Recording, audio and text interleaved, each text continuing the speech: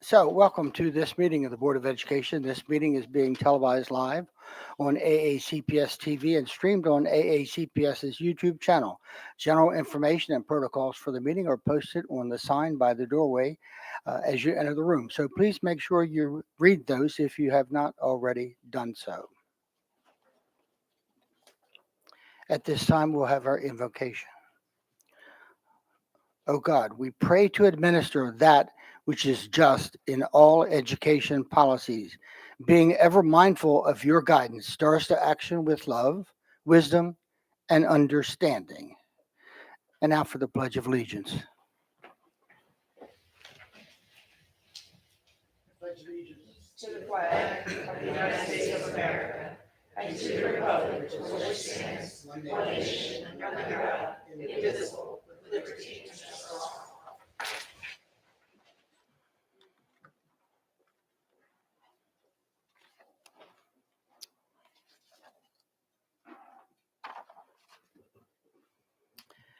And so we're going to be moving on to item 2.03, the approval of our minutes. Do I hear a motion?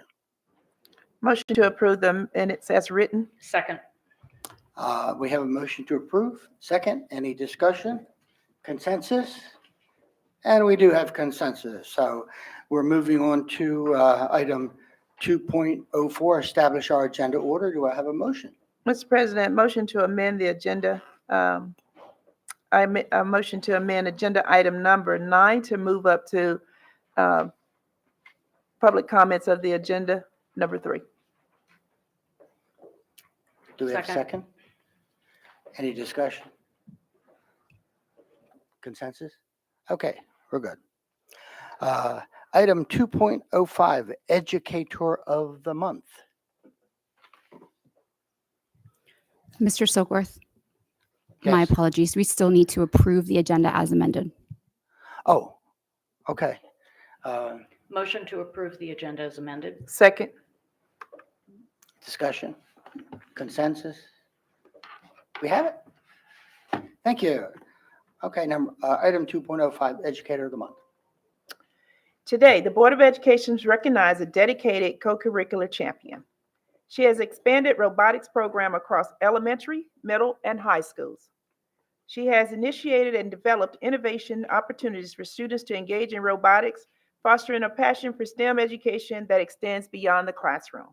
She works diligently to expand access to robotics programs, ensuring that students from all backgrounds can participate, compete, and grow in both technical skills and teamwork.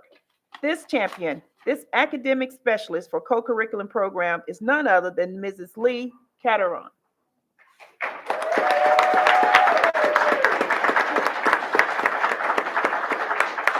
Beyond program development, Lee has actively promoted positive change in students growing by mentoring and supporting learners in developing problem-solving collaborations and leadership skills.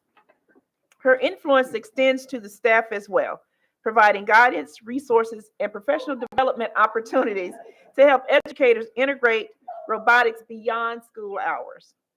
The impacts of Lee's work is evidenced in the outstanding contributions and the great emotions that we see in front of us today. She has moved this school and this district Through her dedication, the robotics team has flourished, earned recognitions at the state and national competitions, and it inspired a new generations of innovators. Moreover, she upholds the highest standards of professionalism, demonstration, and unwavering commitment to student success. Her cheerful outlook and solution-oriented mindset makes her an invaluable asset to the team. This ripple effect in her efforts is felt across schools' communities. It has reinforced the importance of co-curriculum experiences as an essential part of student development. She is a reflection of the opening of what it means to open expanded opportunities for a wider student population and does so in a consistent and professional manner. Ladies and gentlemen, Ms. Lee Cateron, you recognize the students that learn and extend beyond the classroom, and you have worked diligently to align after-school programs with academic standards and career readiness initiatives. You have cultivated sustainable relationships with stakeholders, ensured that the partnerships continue to grow and evolve. This Board of Education is honored to recognize you as the Educator of the Month for November 2025. Congratulations.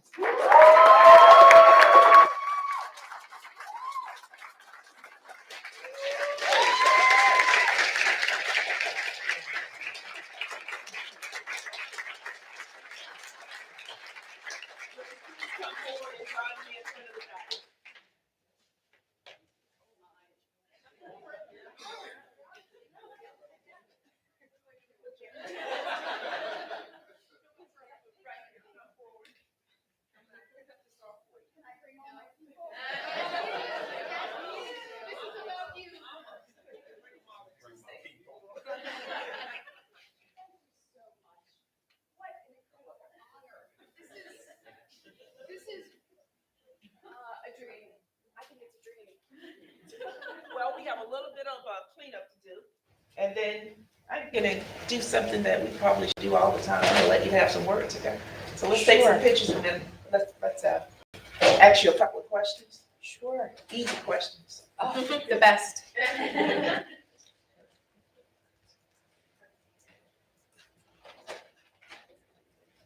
So now, my favorite question is, what did they do to tell you to get you here? They said you have a board meeting and you're going to answer questions if necessary. So I'm assuming it might be necessary. So I'm gonna give you a few words, the opportunity to say a few words to the outstanding support network that you have today. I have an incredible manager. Her name is Corey Perella. She has a very dynamic leader who is new on the scene, and I'm glad she's here, Kelly O'Connell.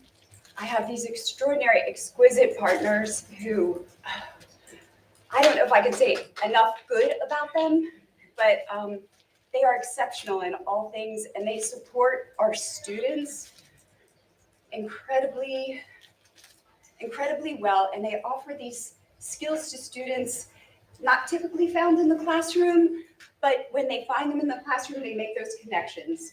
They make those connections with things like Stock Market Game, with Future Makers, with MESA, with Sea Perch, with Maryland Council on Economic Education.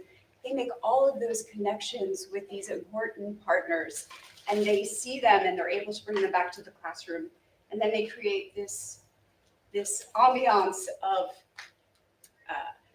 joy and enthusiasm for things that they begin to understand more deeply. And I think I'm incredibly grateful. I have a wonderful new colleague in co-curricular. Her name's Katie Street. We're just getting started. So I really look forward to it. Well, And congratulations. I'm so lucky to be part of this amazing school system. And we have an incredible leader, and we're all so lucky.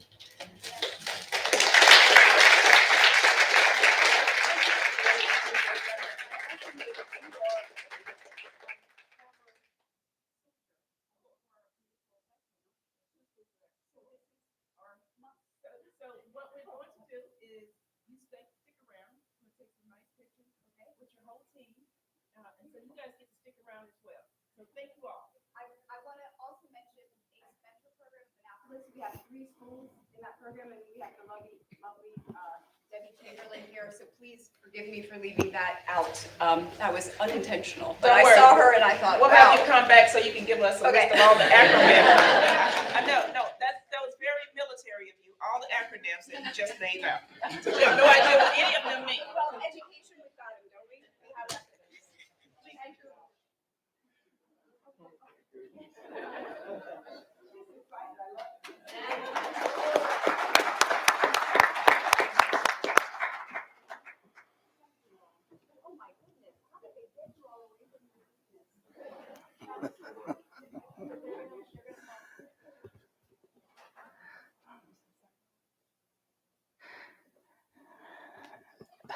Okay, we're going to be moving on to item 2.06, our employee of the month.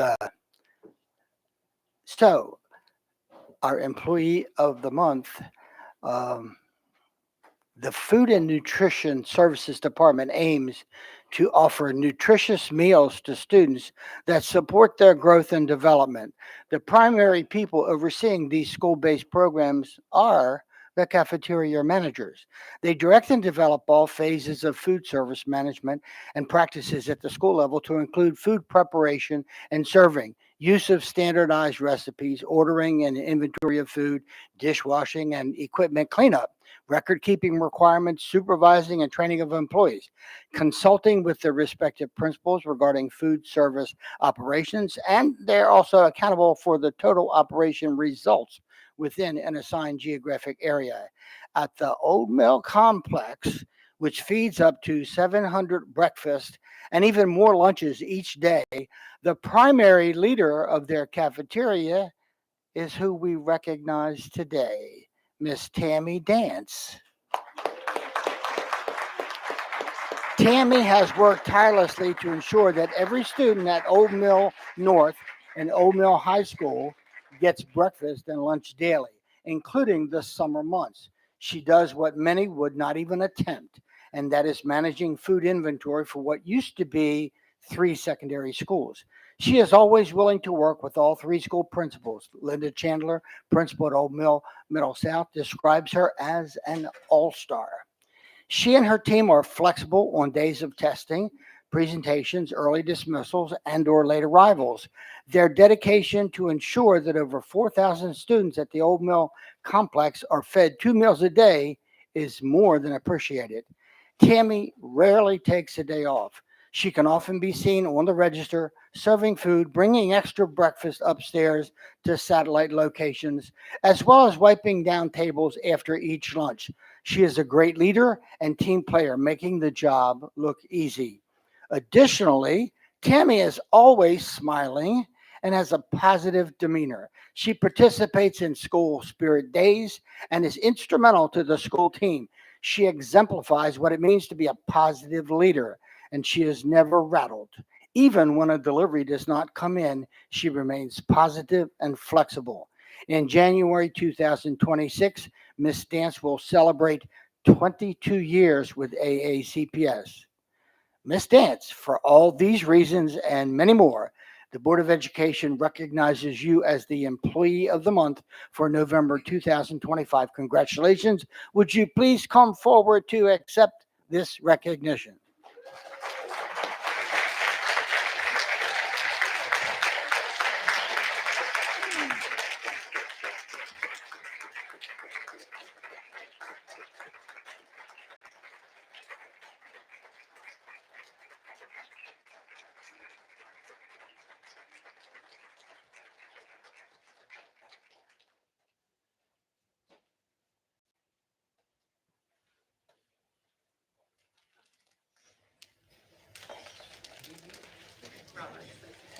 And move to the center.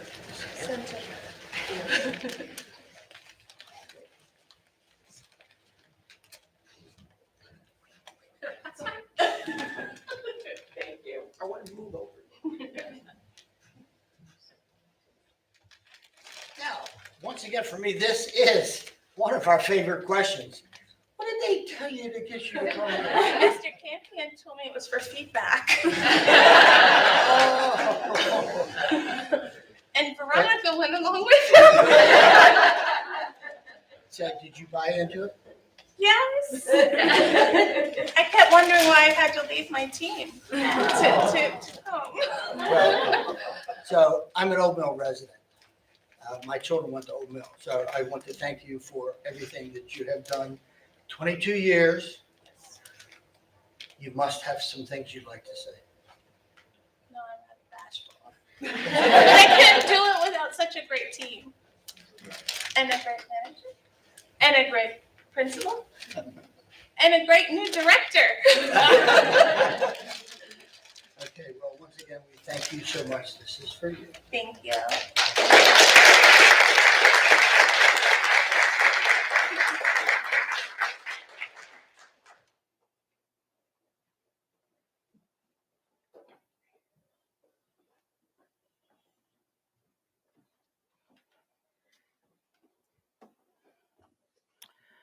Okay, we're moving on to item 2.07, our volunteer of the month.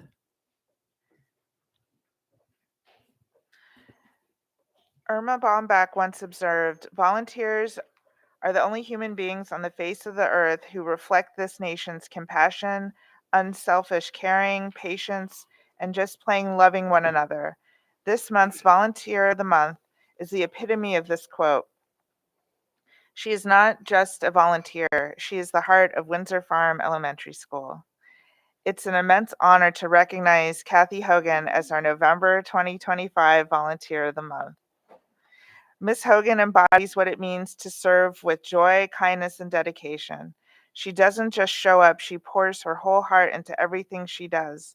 Whether she is helping in the classrooms, supporting PTO events, or jumping in at the very last minute when someone is needed, Kathy does it all with a smile and a spirit that uplifts everyone around her.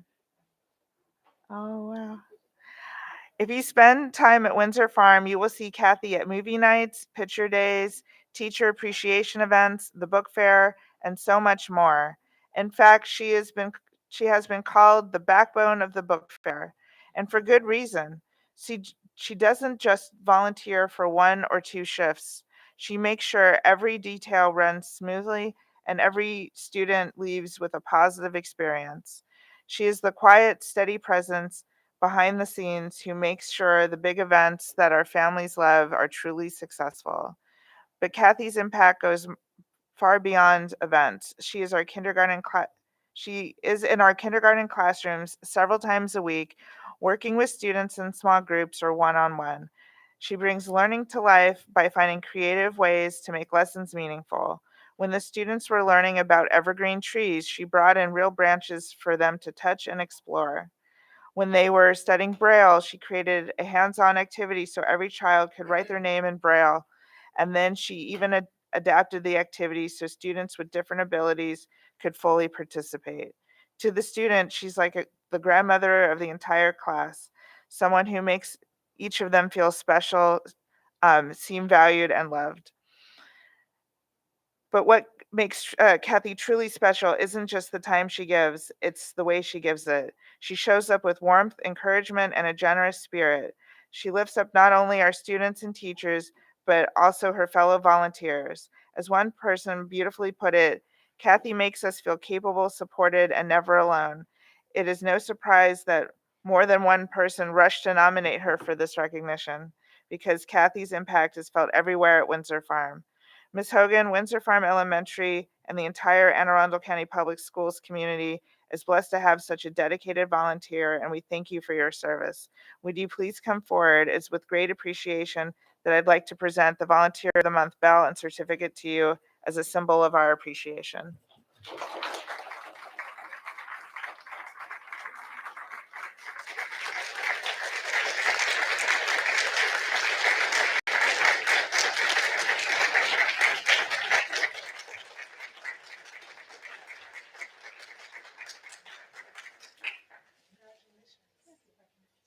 So, firstly, what lie did they tell you to get your name? That I was coming to honor Miss Warnarski. Fair, and who surprised you today? My family, my daughter-in-law, my son, my grandchildren. Nice. Well, The one in the gold is the student over at Windsor Farm. Aww. Well, thank you for your service. We're going to take a few pictures here, and then we're going to go out front and take more. So this is for you, and this the words I read, and then here is your bell. Thank you. Thank you so much.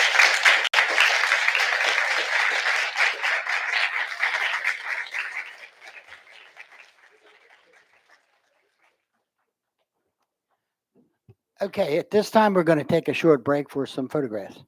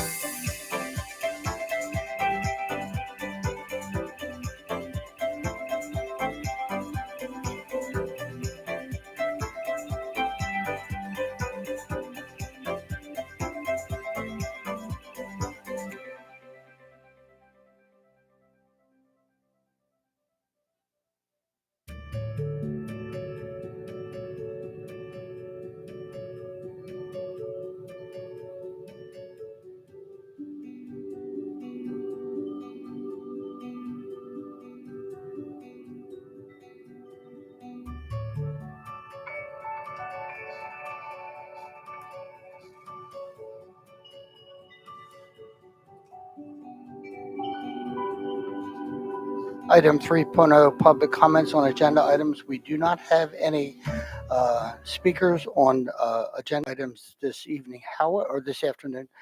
However, we have decided we do have 7 individuals listed to speak on non-agenda items.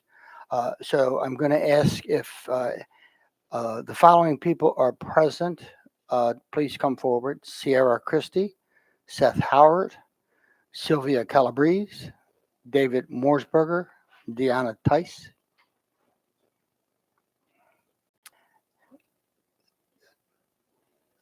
Anna Cheney, and Geraldo Martinez. You have the option to speak either from the podium, or you may be seated. Just make sure you pull the microphone closer to you. Now, before the testimony does begin, I do have an announcement that I have to make.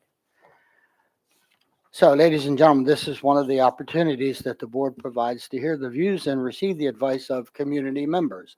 The members of this board appreciate hearing from interested citizens. As appropriate, we will refer your concerns to the superintendent for follow-up by his staff.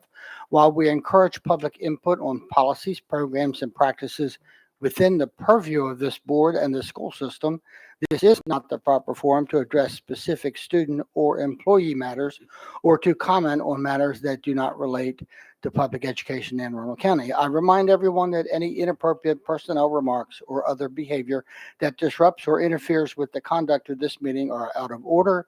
Persons who otherwise disrupt or disturb this meeting will not be allowed to continue their remarks and will be asked to leave the meeting. It is not the board's general practice to engage in question and answer sessions with speakers. For the record, please give your name before speaking. Handouts should be given to the board assistant. I ask that speakers observe the 2-minute clock. A yellow light will shine when you have 30 seconds remaining, and a tone will sound when your time has expired. Please conclude your remarks when you hear the tone. If you continue after your time has expired, the mic may be turned off. It could also be turned off if a speaker addresses specific student or employee matters or are commenting on matters not related to public education in Arundel County. Okay, Sierra Christie. Good afternoon, members of the board. My name is Sierra Christ, and I'm here to speak in support of expanding the agriculture education program at Southern High School by opening enrollment to students outside of the school's district. Southern High has a long and proud legacy of agriculture education. For over a decade, this program has connected students to the land, to our local farm community, and to the roots of Anne Arundel County's rural heritage. The hands-on learning that takes place at Southern can't be replicated in a traditional classroom. Students have access to working farms, agricultural professionals, and community mentors, resources that make the program so unique and successful. Expanding enrollment would allow more students across the county to benefit from these opportunities, especially those who have a genuine interest in agriculture but don't currently have access to such a program in their own schools. This program isn't just about sows, plows, and cows. It is about leadership, environmental stewardship, and preparing young people for diverse careers in food systems, business, science, and sustainability. Personally, my experience in the agricultural program at FFA at Southern shaped me to who I am today. Through FFA, I developed the confidence, public speaking skills, and the ability to lead and work as part of a team through many leadership trainings, career development events, and chapter officer positions. Those lessons extend far beyond the classroom. They've made me a more responsible, capable, and community-minded individual. I urge the board to consider expanding enrollment and keep this program rooted at Southern High School, where it can continue to thrive and inspire the next generation of agricultural leaders. Thank you for your time and for supporting programs that truly grow our future. Thank you. Seth Howard. Good afternoon, Board. Delegate Seth Howard, Deputy Minority Whip, Maryland General Assembly. Dr. Bedell, President Silkworth, Vice President Dent, members of the Board, thank you for the opportunity to speak about a program that means so much to South County and the state of Maryland. The Southern High School Agricultural Education Program. Agriculture is Maryland's #1 industry, and South County holds the majority of the county's farmland. There is no better place to expand this program than right here in South County, where the land, resources, small businesses, local farmers, and community partnerships already exist. Expansion will open doors for more students and strengthen both our local economy and our food supply. County and state leadership have already stepped up. The county executive, the Farm Bureau, the Anne Arundel Economic Development Corporation, the Southern Maryland Agricultural Development Commission, the Maryland Department of Agriculture, Anne Arundel County Recreation and Parks, as well as local farmers and small businesses have all invested significant time, funding, and support. The partners are ready. The students are ready. What does Anne Arundel County Public Schools need from me and my colleagues to make this expansion happen? These students are leaders advocating in Annapolis and shaping the future of Maryland agriculture. In just 5 years, Southern FFA has had 3 students selected to be state FFA officers with another candidate this spring. Let me just tell you, we had some joint sessions with the Senate President, Speaker of the House, the Governor, and a little latitude, Mr. President, if I could. And that was on solar siting to try to meet the needs, the energy needs of Marylanders. One of the things to come out of that joint meeting was a student who talked about soil testing both before the panels were installed and both after, to make sure that that was consistent throughout, whenever they retrograde throughout the life of that program. That was added by me and adopted by leadership into the legislation. So in closing, I'll just say these students are leaders advocating in Annapolis and shaping the future of Maryland agriculture. In just 5 years, Southern FFA has had 3 students selected to be state FFA officers with another candidate this spring. The Southern High School FFA program isn't just a few classes, it is a leadership pipeline for Maryland's future. Let's build on this success and give more students the chance to be a part of it. And I thank you for your time. Thank you, Delegate Howard. Sylvia Calabrese. Good afternoon. My name is Sylvia Calabrese, and I'm a senior at South River High School, the Anne Arundel County Farm Bureau ambassador, and most importantly, I live on a small cattle farm based in Davidsonville. The Southern High School CASE program, known as FFA, should be open to all students. FFA is a nationally recognized organization for American youth to explore agricultural education and build leadership skills. This program is a stepping stone for students to learn and explore options, not only for their future, but to support the future of agriculture in not only our county, but our state and our country. I'm very aware as the Farm Bureau's county ambassador what this program offers to my peers at Southern High School, but I have not been able to experience this opportunity firsthand since this was not available to me. FFA is a chance for students to learn skills to become leaders in the agricultural community. During public sessions, a handful of the Southern FFA students will be utilizing their public speaking skills and networking skills as they are here testifying. FFA could have been an amazing path for me to take.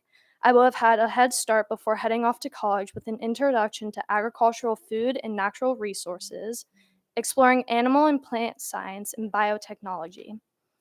I will have had the opportunity to explore careers like horticulture, food science, and veterinary medicine. The CASE program, FFA, will have given me a head start in furthering my interest and my education. As the ambassador, I attend events throughout South County and see youth excited about agriculture, but many are in the same situation that I am in, they are not districted for Southern. I wish at most for Southern to be open to all students, not only to attend classes, but to attend the school so they can fully take advantage of the opportunity FFA has, to give everyone a fair chance to explore and find their true path in agriculture. I thank you. Thank you. David Morsberger. Okay. Deanna Tice. Hi, I'm Dina Tice. I'm a full-time farmer, graduate of the FFA program, president of the Anne Arundel County Farm Bureau, vice chair of the Anne Arundel County Agriculture Commission that reports to our county executive on all things agriculture. I'm the agriculture education chair under this committee, so I'm here to speak on behalf of the Southern High School ag programs. For years, we, the entities I've listed above, have been trying to find a pathway for students of Anne Arundel County to attend ag classes at Southern. We met with Dr. McMahon prior to COVID and various CTE coordinators over the years with no success.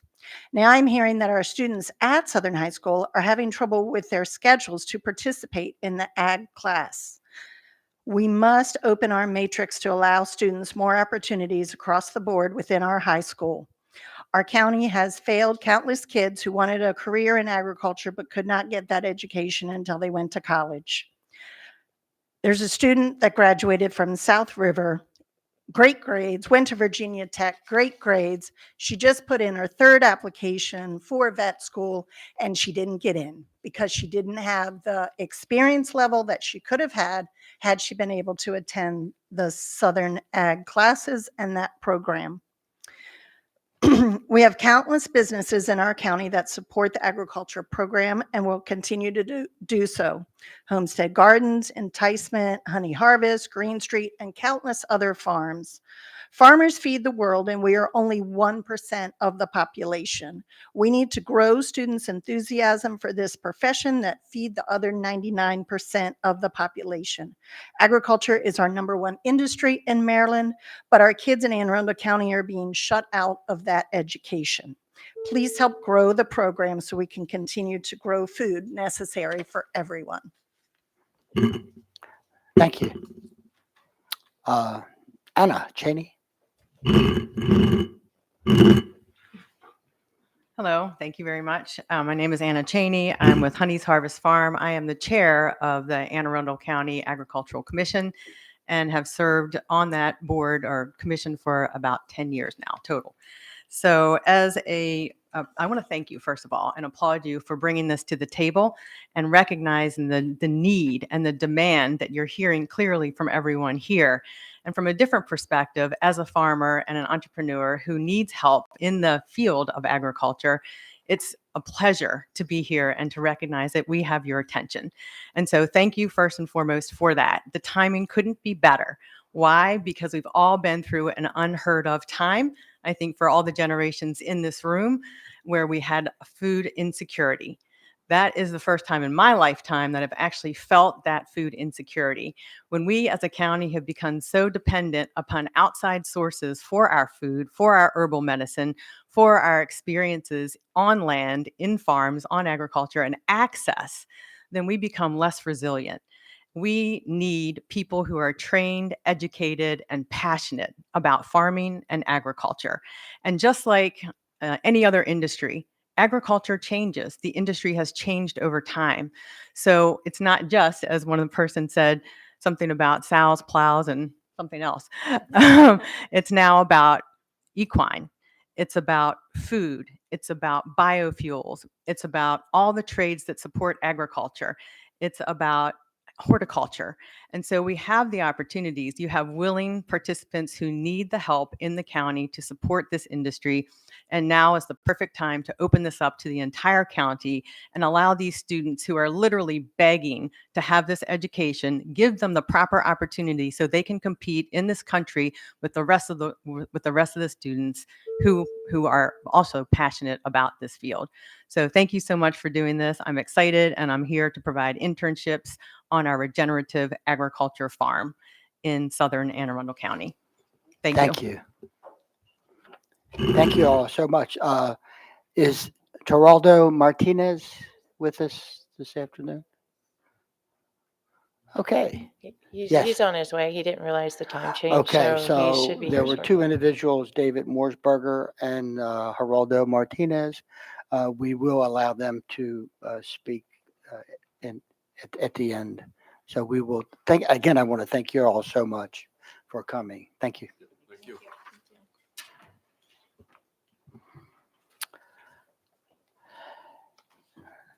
Okay, we're going to be moving on to item 4.01.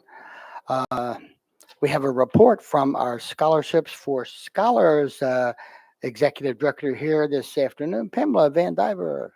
Good afternoon.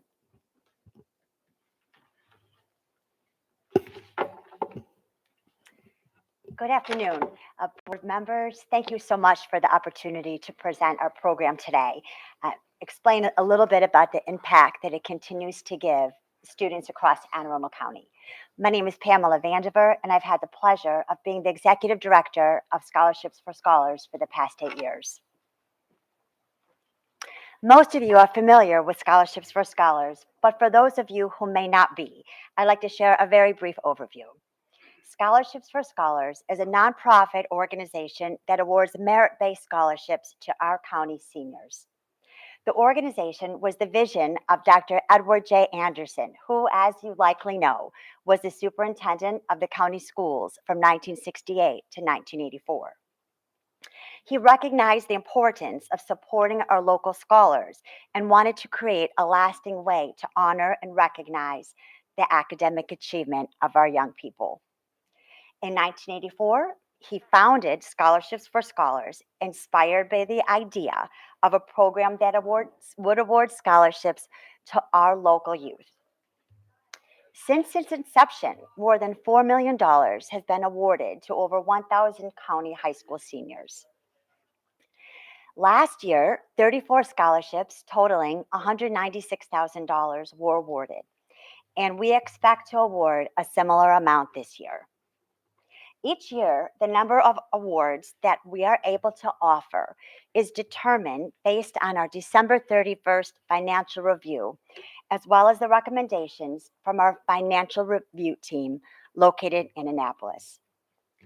These scholarships recognize not only academic achievement, but also leadership, community service, creativity, and resilience.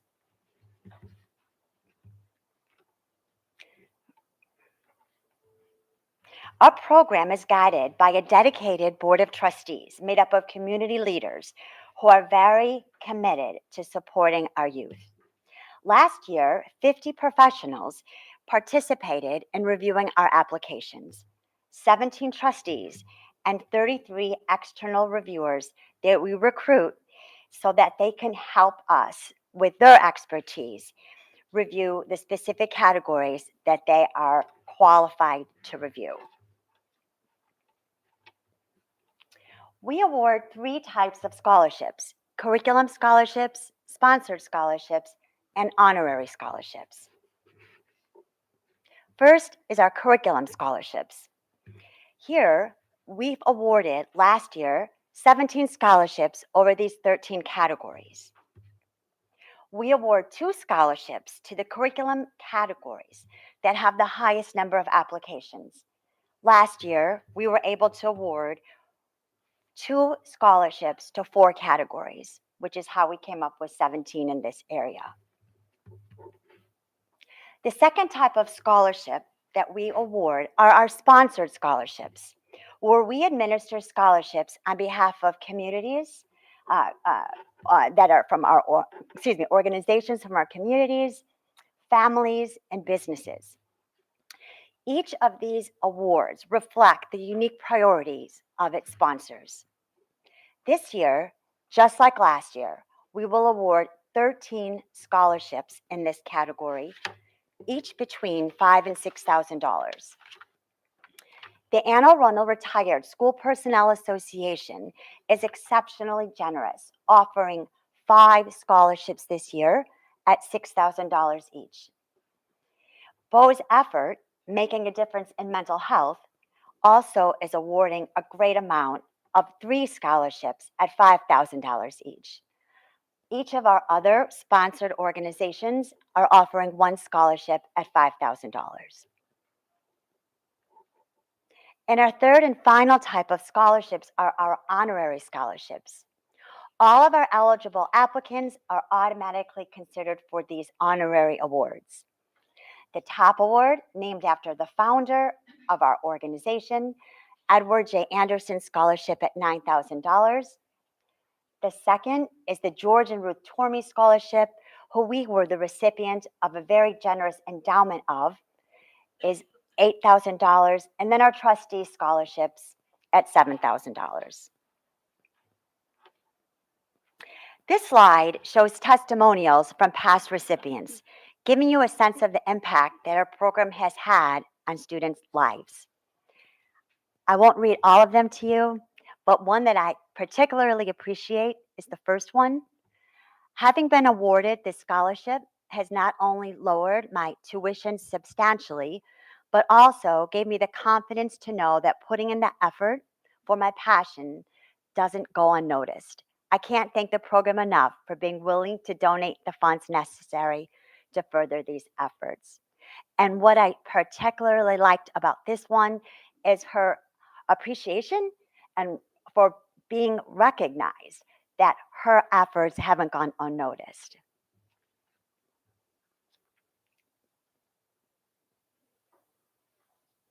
I'd like to take a moment to thank several people within Anne Arundel County Public Schools who help make our work possible.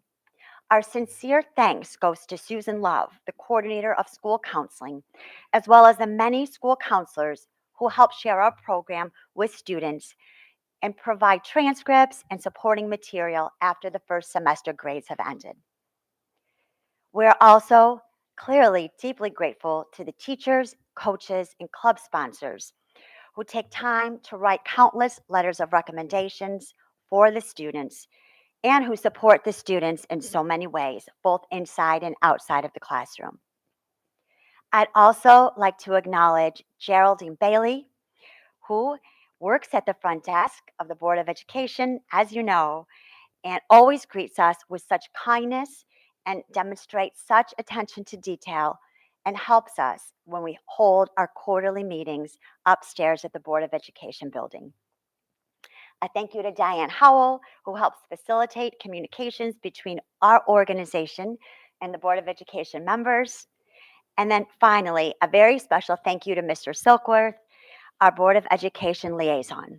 His consistent presence at our trustee meetings, along with the thoughtful input he provides and support he gives, has been invaluable to our organization. Our annual award ceremony is once again being held at St. John's College in Annapolis. It's always a truly inspiring celebration of our students' achievements. Thank you so much to those of you who have been able to attend in the past. This year's ceremony will take place on April 29th, not April 26th, at 7 p.m. at the college. We would be delighted to see many of you there. Thank you so much for giving me the opportunity to share this update, to celebrate the success of our county scholars. If you'd like any more information, I'm always available at either the phone number or the email address you see on the slide, which are also on our website. We very much appreciate your time, partnership, and ongoing support of our organization and the outstanding students of the county. Thank you so much. Thank you, Pam. I have to say, we absolutely are so grateful for everything that Scholarships for Scholars has done over the years and continues to do to help our students belong, grow, and succeed and move forward with the scholarships that they get. So it's amazing the volunteers that you have. Your executive, your board, the board of directors. It's absolutely amazing. If everybody knew what I know about what you do, we are so grateful. So thank you so much. Thank you. Okay, we're going to be moving on to item 4.02, our PTA report.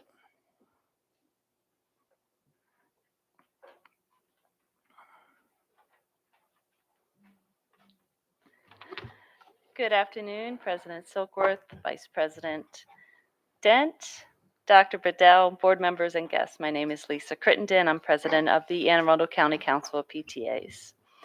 I love seeing the local PTAs working hard and keeping their units in compliance.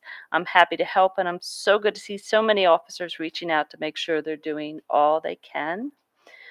Free State PTA has offered many virtual opportunities for financial training. It was good to see so many local PTA treasurers and presidents taking part in those.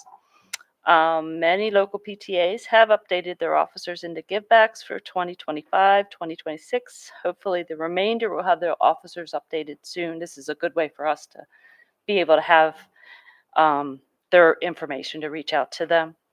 Many local PTAs participated in our financial review workshops. Our financial reviews should be done or in process to be completed soon. Upcoming, the IRS deadline is November 15th. I remind all PTAs in the financial review that the financial review, last year's financial report, and all filings should be uploaded into givebacks when completed. Local PTAs can reach out with any questions by emailing info@aaccpta.org. We are seeking a secretary to fill a vacancy for 2025-2027.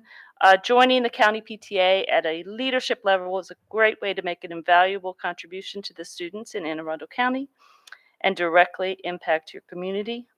PTA leaders that have fulfilled at least 1 year as an officer with their local PTA are eligible to apply.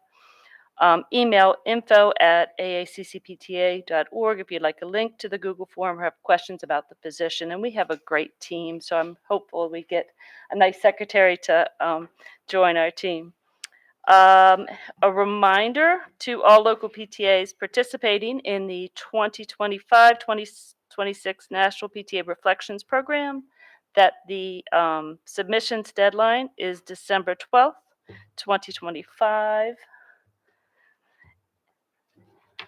And you can contact reflections@aaccpta.org if you need some help with that. ACCPTA is excited about holding a Founders Day this year. It's been quite a few years since we had our last one.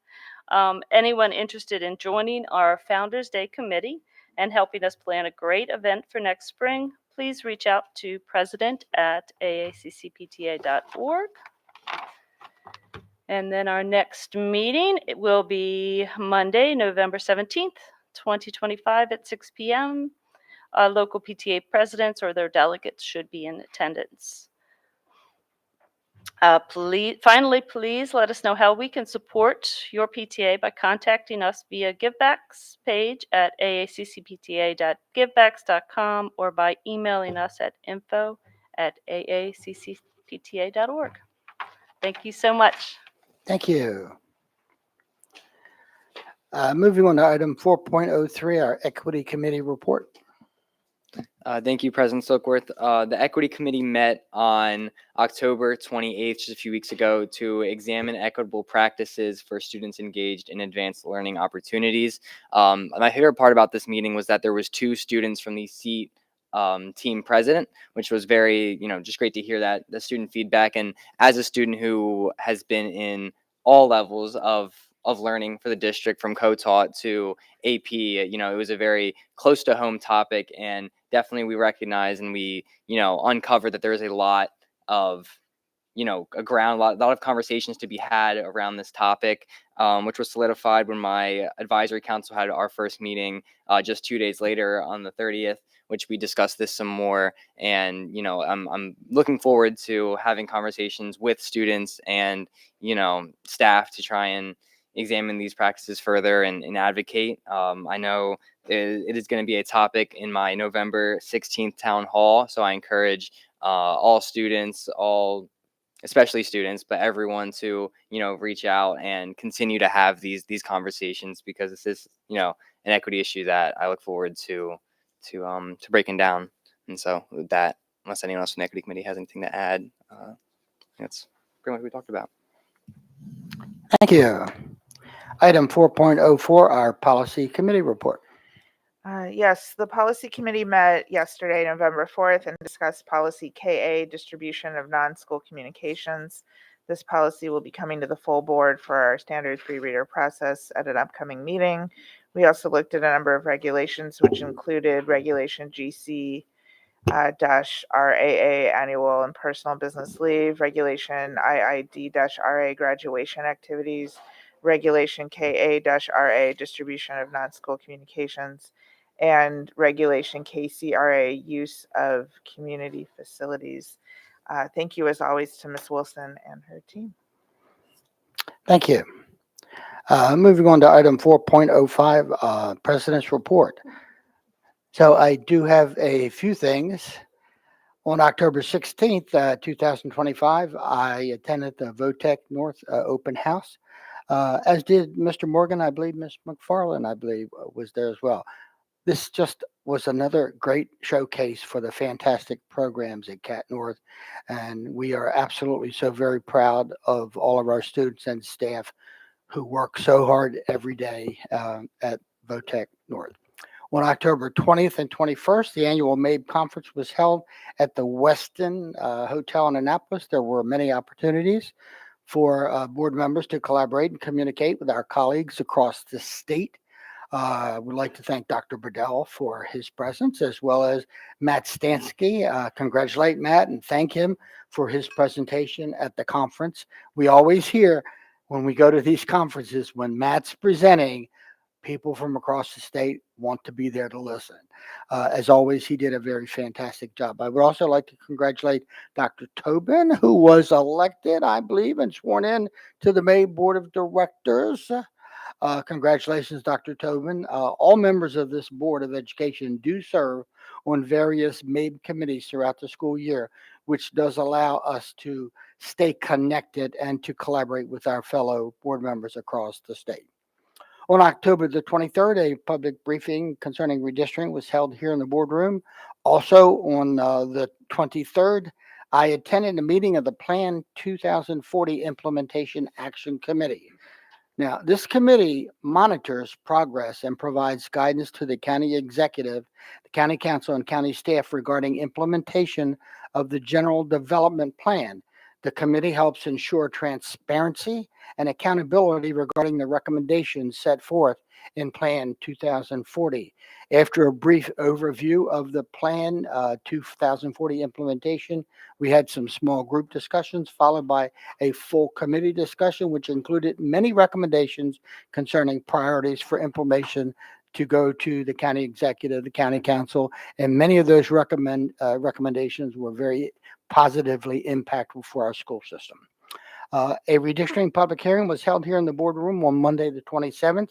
I believe we had more than 70 individuals who provided testimony.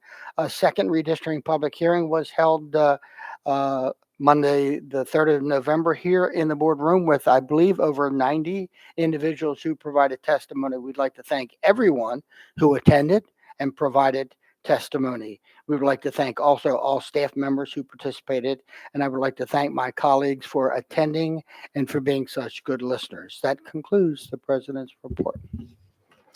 At this time, we're going to be moving on to item 4.06, our superintendent's report. Dr. Bedell.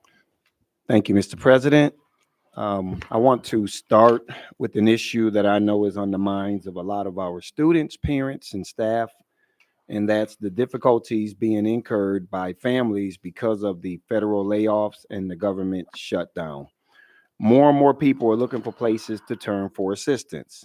At the start of this school year, our student services team put together links to a variety of resources, and we put them on a web page that can be accessed at www.aacps.org/community as shown on the screen.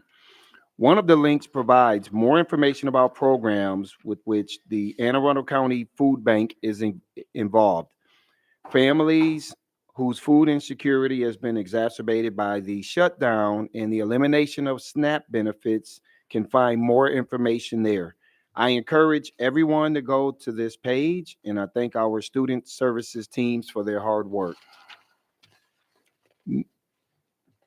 Next, I want to talk about some really good news for our district, our students, staff, and entire community. The Maryland State Department of Education released the annual Maryland report card ratings yesterday, and the results show great progress across the county. We now have 15 five-star schools, the most ever under this accountability system, including our first five-star comprehensive high school under the current system, Severna Park. You can see those schools on the screen, and here's a big data point in terms of us moving forward. The number of five-star schools, which is 36% higher than last year, than a year ago. It's also important to note that while 7% of the schools in the state our 5-star schools, 13% of the schools in Anne Arundel County Public Schools hold that distinction. Overall, 18 schools gained a star in the latest report card results. 53% of our schools are 4 or 5-star schools, and 95% have 3 or more stars.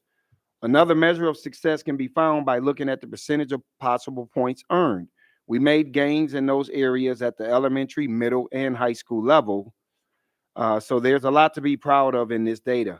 Congratulations to everyone in our district, including this board, because the success of our students is due to the combined efforts of every single one of our employees, family, and community. So again, I do want to commend everybody, and this is, from the superintendent all the way to the folks who are serving food, who are transporting students, the folks who are serving as assistants, supporting our teachers, the food services employees. All of this is a concentrated effort of everybody coming together. So I just want to congratulate the team. We have talked before about the impact of our community schools program and what this program has had on student achievement. And you'll be hearing more about that in the near future. Of the 18 schools that gained stars in the Maryland report cards result I just spoke about, 5 of those schools are community schools. 2 weeks ago, our community schools program held a showcase here in the boardroom to allow schools to talk with partners and other interested parties about the work they are doing. I know board members and I could not attend because of the MAVE conference, but I did want to acknowledge the work of our community schools team and the fact that County Executive Stuart Pittman and Fort Meade Garrison Commander Colonel Yolanda Gore took time out of their schedules to take part. Here's a quick video summarizing this event. Today we're having a celebration of the work that's happening in our community schools. We have 47 community schools now, and we really wanted to extend the invitation to our schools to come together and celebrate with our partners, with our principals, with our program managers, the impact of the investment of those dollars in our schools. We've been able to provide a plethora of after-school programming opportunities. We've been able to provide a lot of health and wellness programs, including free monthly barber services. This year, we've been able to expand those services by providing hair services for our girls. This is a reflection of what can happen when schools, partners, families, students collaborate to provide services for our students. We've got improved academic outcomes across the school district, which we're very excited about, but in community schools, we're matching the academic progress that all students are experiencing, but we're closing the gaps in community schools, which is incredibly exciting. So the investment is paying off. Our families are extremely appreciative of the community school strategy being implemented at Monarch Academy Annapolis. We've seen a huge increase in family engagement. We've added a lot more family engagement opportunities. We had a lot more parent leadership opportunities. So we're really trying to tap into that community cultural wealth and give our parents a lot more leadership opportunities, especially when it comes to decision making and really figuring out what's going to benefit the community and how they can pour into each other. So we're really, really excited to celebrate that growth, that the investment is paying off. Thank you to our community schools leadership and those working in the schools. The honors just keep coming for our employees as well. Last week, Maryland School Counselor of the Year, Danielle Crankfield, was named one of 5 finalists for National School Counselor of the Year Award. Ms. Crankfield is a national board certified counselor who has worked in our school district since 2010. She has served students at Crofton High School since that school opened in 2020. The national award will be announced later this fall. Good luck, Ms. Crankfield. Congratulations also to John Daigle, a German teacher at Lindale Middle School who has been named a Teacher of Excellence by the German Embassy. Each year, as part of the awards program sponsored by the American Association of Teachers of German, the embassy recognizes up-and-coming German teachers for excellence in teaching and creativity. Mr. Daigle is one of 3 teachers across the nation who are being recognized with this honor this year. Mr. Daigle is in his 3rd year of teaching and has spent all of those years at Lindale Middle School. Mr. President, I know that makes you excited. It Being does. a French teacher, a former French teacher. So does. congratulations. We're into November, and that means it's time for us to start talking about state championships again. We got our first last week when Broadneck High School's Ben Cole won the state golf championship. Ben finished second by a single shot last year, and that single shot happened on the 18th hole. But shot back-to-back rounds of 70 at the University of Maryland golf course this year to win the title. Congratulations to Ben. I'm sure he's the first of many champions for our district this year. Our championships aren't limited to athletics only. Congratulations to the Broadneck High School marching band for winning their 2nd straight Class 4A state championship in 3rd in 4 years. In addition to the overall title, the Bruins won in the best music, best visual, best overall effect, best percussion categories. So congratulations, and we know that there's some other teams competing. I think we have a cheerleading team that may be competing for states on Saturday. And we still have some other athletic programs matriculating through, so we'll keep you all posted. Finally, as we do at each meeting, here's a look at our updated vacancy numbers. As you can see, the progress that we continue to make. Our teachers are below 30, teacher assistants are below 30 at this point. Bus drivers, 0. Alternative drivers, still looking for 2. Cafeteria, the 80, I think is an area that, again, we still have to continue to work on. You can see we're almost fully staffed with custodians. Crossing guards has been pretty static at 16, and we have no vacancies with school nurses. Mr. President, that concludes the superintendent's report. Thank you. Thank you so much. Okay, we're going to be moving on to item 5.0, our presentation, 5.01, new course approvals. All right. Thank you, Mr. President. Staff will come up. We have 4 that we are seeking approval from this board on: Forensic Science 2, AP Cybersecurity, AP Business with Personal Finance, Integrated Computational Thinking. So as they get ready to do their presentation, I'll put this out. The superintendent recommends approval of these courses beginning in the 26-27 school year as noted. I'll pass it over to our team to present. Thank you, Dr. Bedell. Good afternoon, President Silkworth, Vice President Dent, Dr. Bedell, members of the board. My name is Christina Catalano. I'm the Chief Academic Officer. This afternoon, I'm joined by my colleague. Hi. Good afternoon, Michelle Batten, Assistant Superintendent, Curriculum Instruction and Assessment. And in accordance with policy IE, Ms. Batten and I are here this afternoon, as you heard from Dr. Bedell, to seek approval for 4 new courses. 3 of them are high school courses, and 1 of them is a middle school course. All 4 of these courses, in their creation, in their approval, and in their implementation, do align to 3 areas of our strategic plan: priority areas 1, 2, and 4. And at this time, I'll turn this over to Ms. Batten for the first course. So our first course before you is Forensic Science 2. As you can see, it will be offered in all high schools next year, 26-27 school year, and it is a 1-semester course, and students would receive a half credit. This is a Part 2 course to what currently is in place as a science elective, Forensic Science 1. Students will continue their studies in the principles of science, technology, and mathematics to investigate crime scenes and collect and analyze physical evidence. Forensic Science 2 further builds on their studies of biology, physical science, and computer technology. This is one of 2 new AP courses that we're seeking approval for this afternoon. This is AP Cybersecurity. This is a high school level course. We will be using a phased implementation for this. Eventually, it will be offered in all of our high schools. This will begin next school year. This course runs 2 semesters, and it is a full credit course. This course, as you can see, cybersecurity, so it will help students explore specific vulnerabilities and attacks and mitigations to prevent cyber attacks in specific domains, specifically physical spaces and computer networks and devices and in data applications.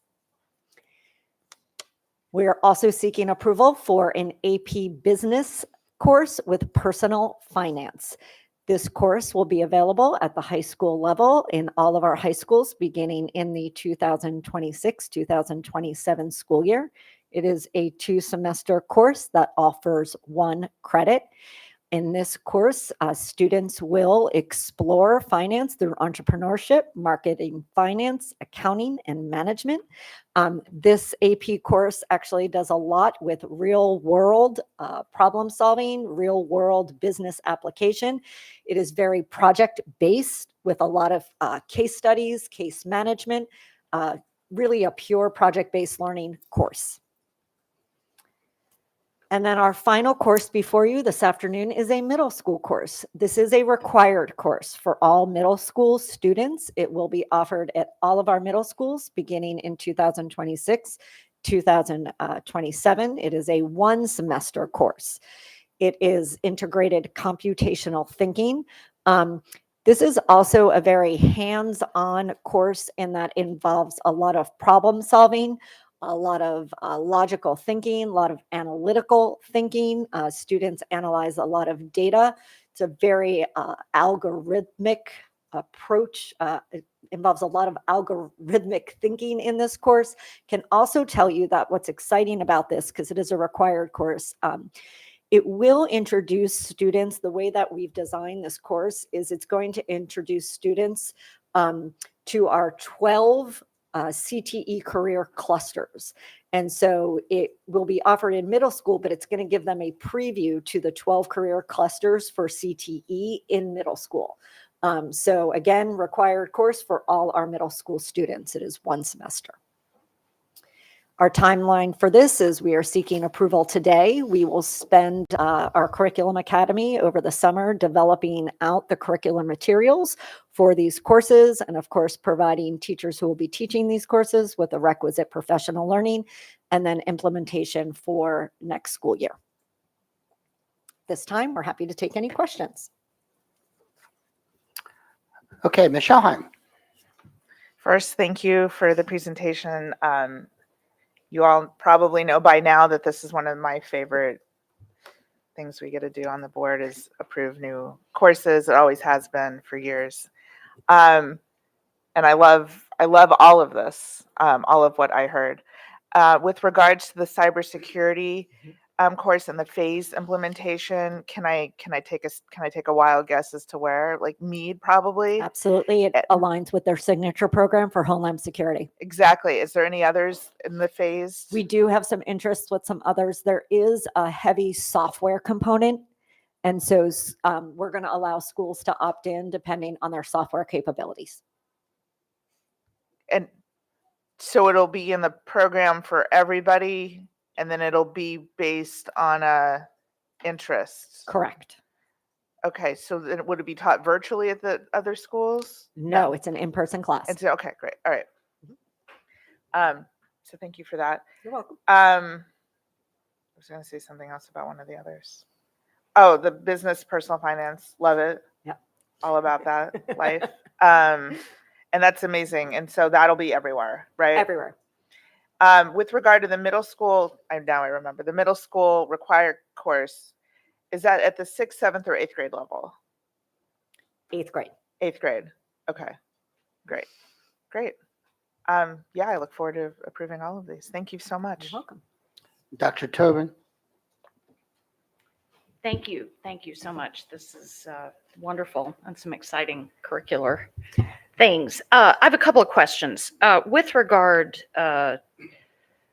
initially with this AP cybersecurity, but more broadly with the AP classes. I'm aware that the College Board is piloting some AP classes, I believe, at this juncture or about to, where in very intentionally CTE and the academic work are combined. So they use the seminar portion for CTE. Is that a structure that this includes, that the AP cybersecurity would include? Yes. John, Mike, I'm turning to my CTE team. Both of those two courses are part of that, what College Board is calling a career kickstart. Yep, So yep. they're both career kickstart courses. Fabulous. Students will get their credits for AP if Yep. they do well on the test, as well as a credential, workforce credential. Great.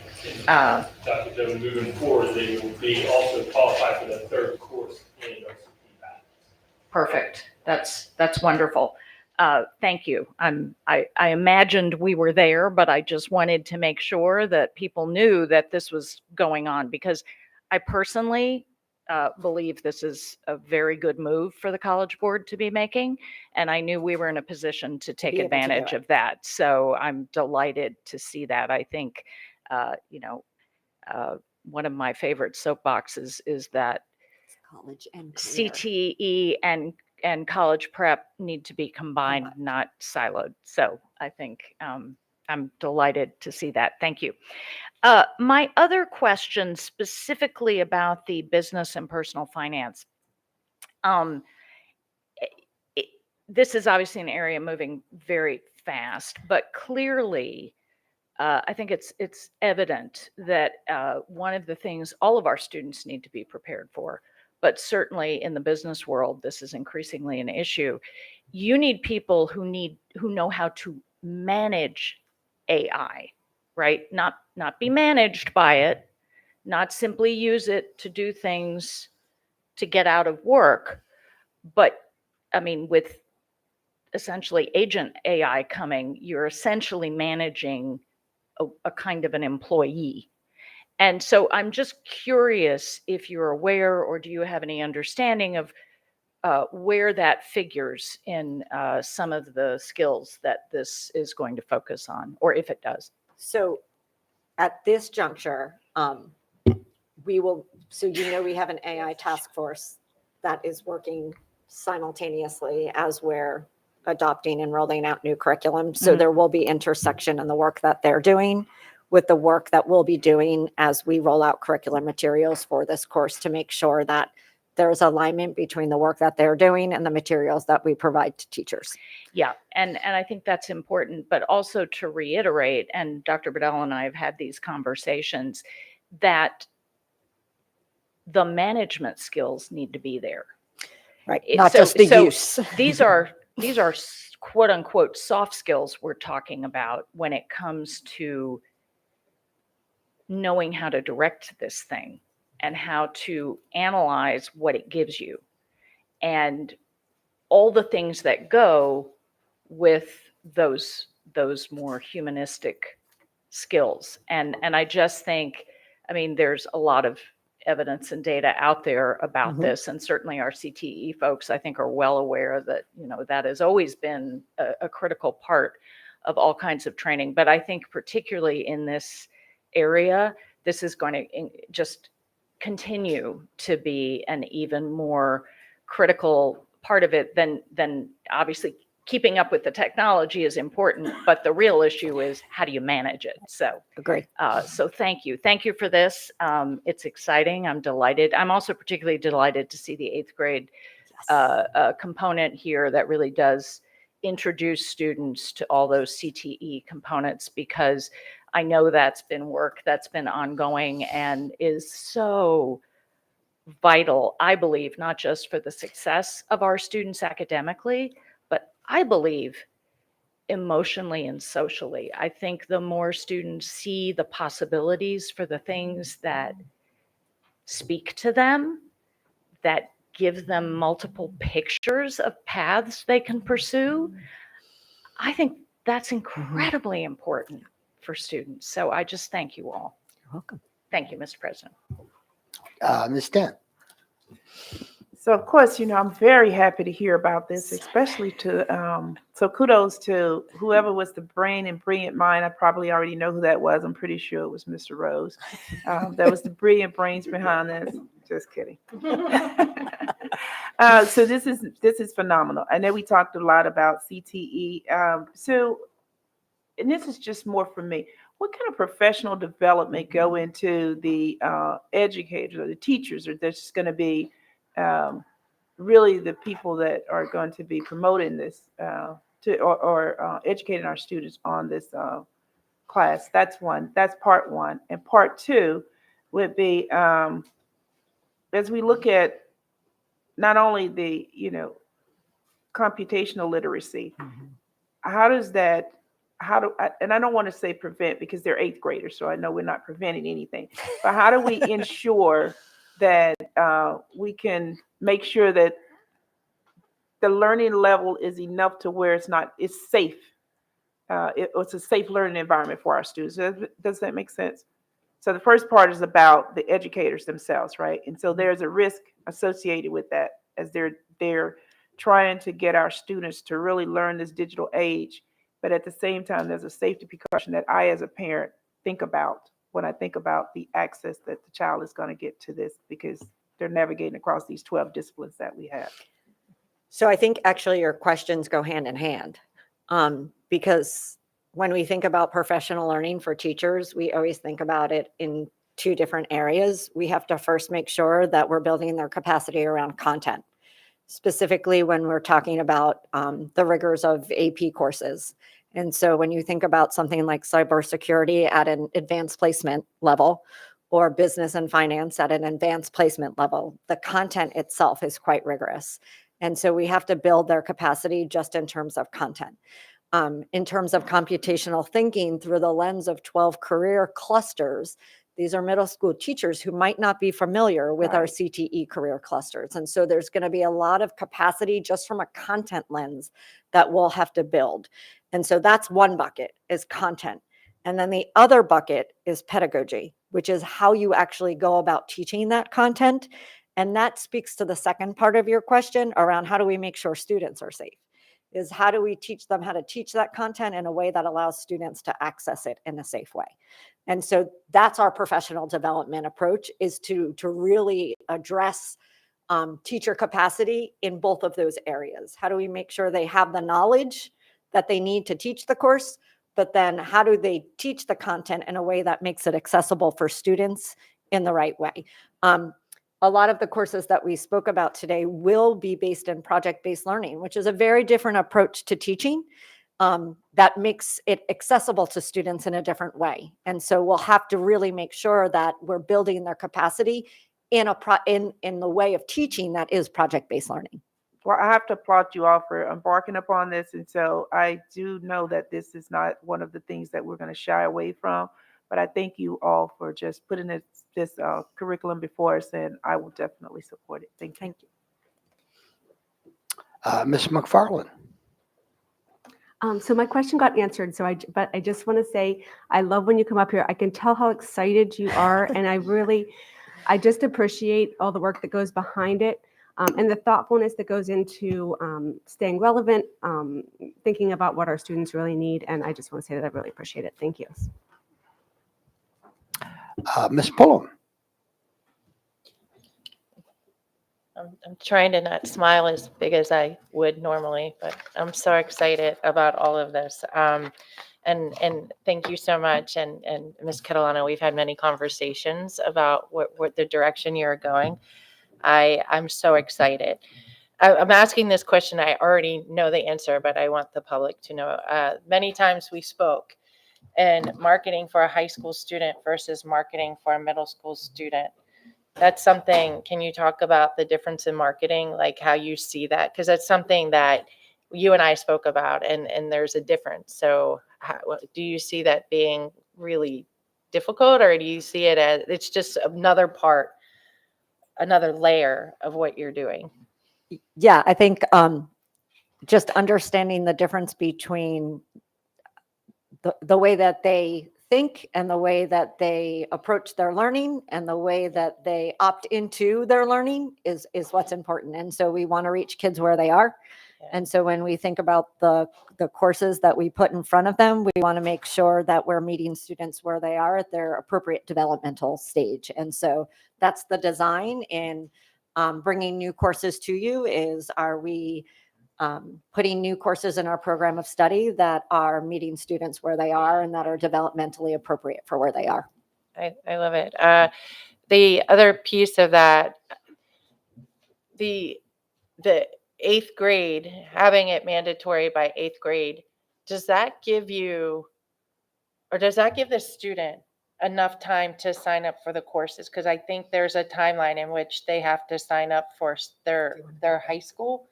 Is that giving them enough time to learn and then be able to sign up and have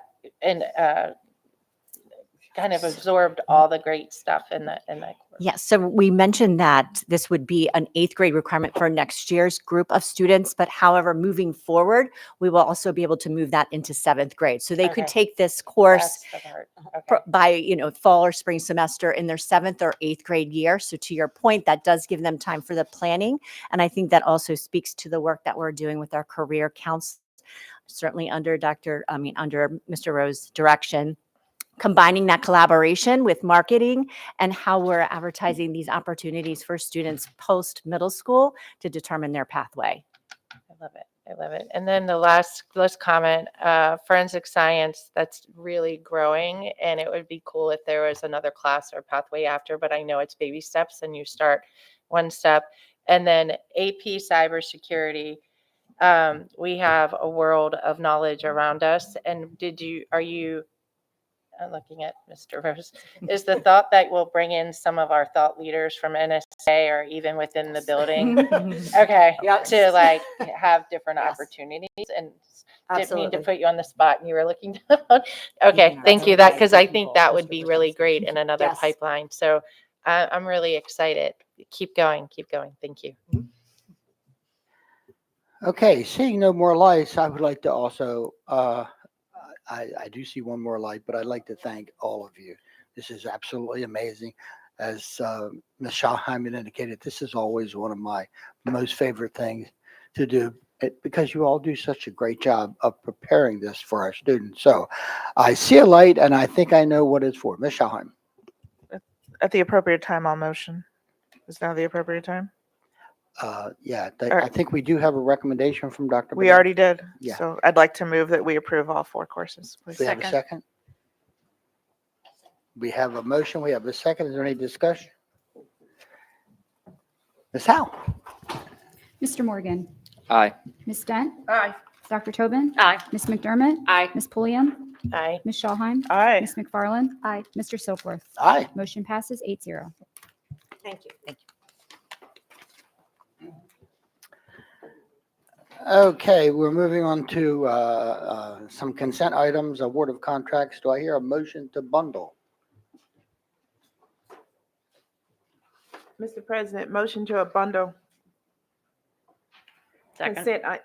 Consent item 6.01 through 6.05. Second. Okay, we have a motion and a second. Do we have consensus? Any discussion?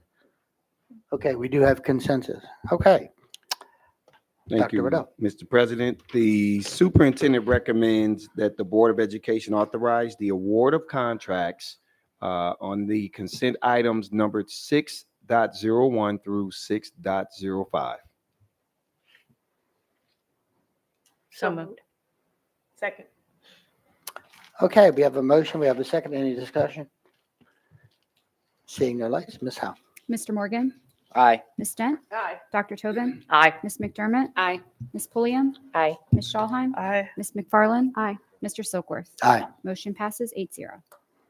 Okay, we're going to move on to some action items. 7.01, administrative personnel appointments. Dr. Bedell.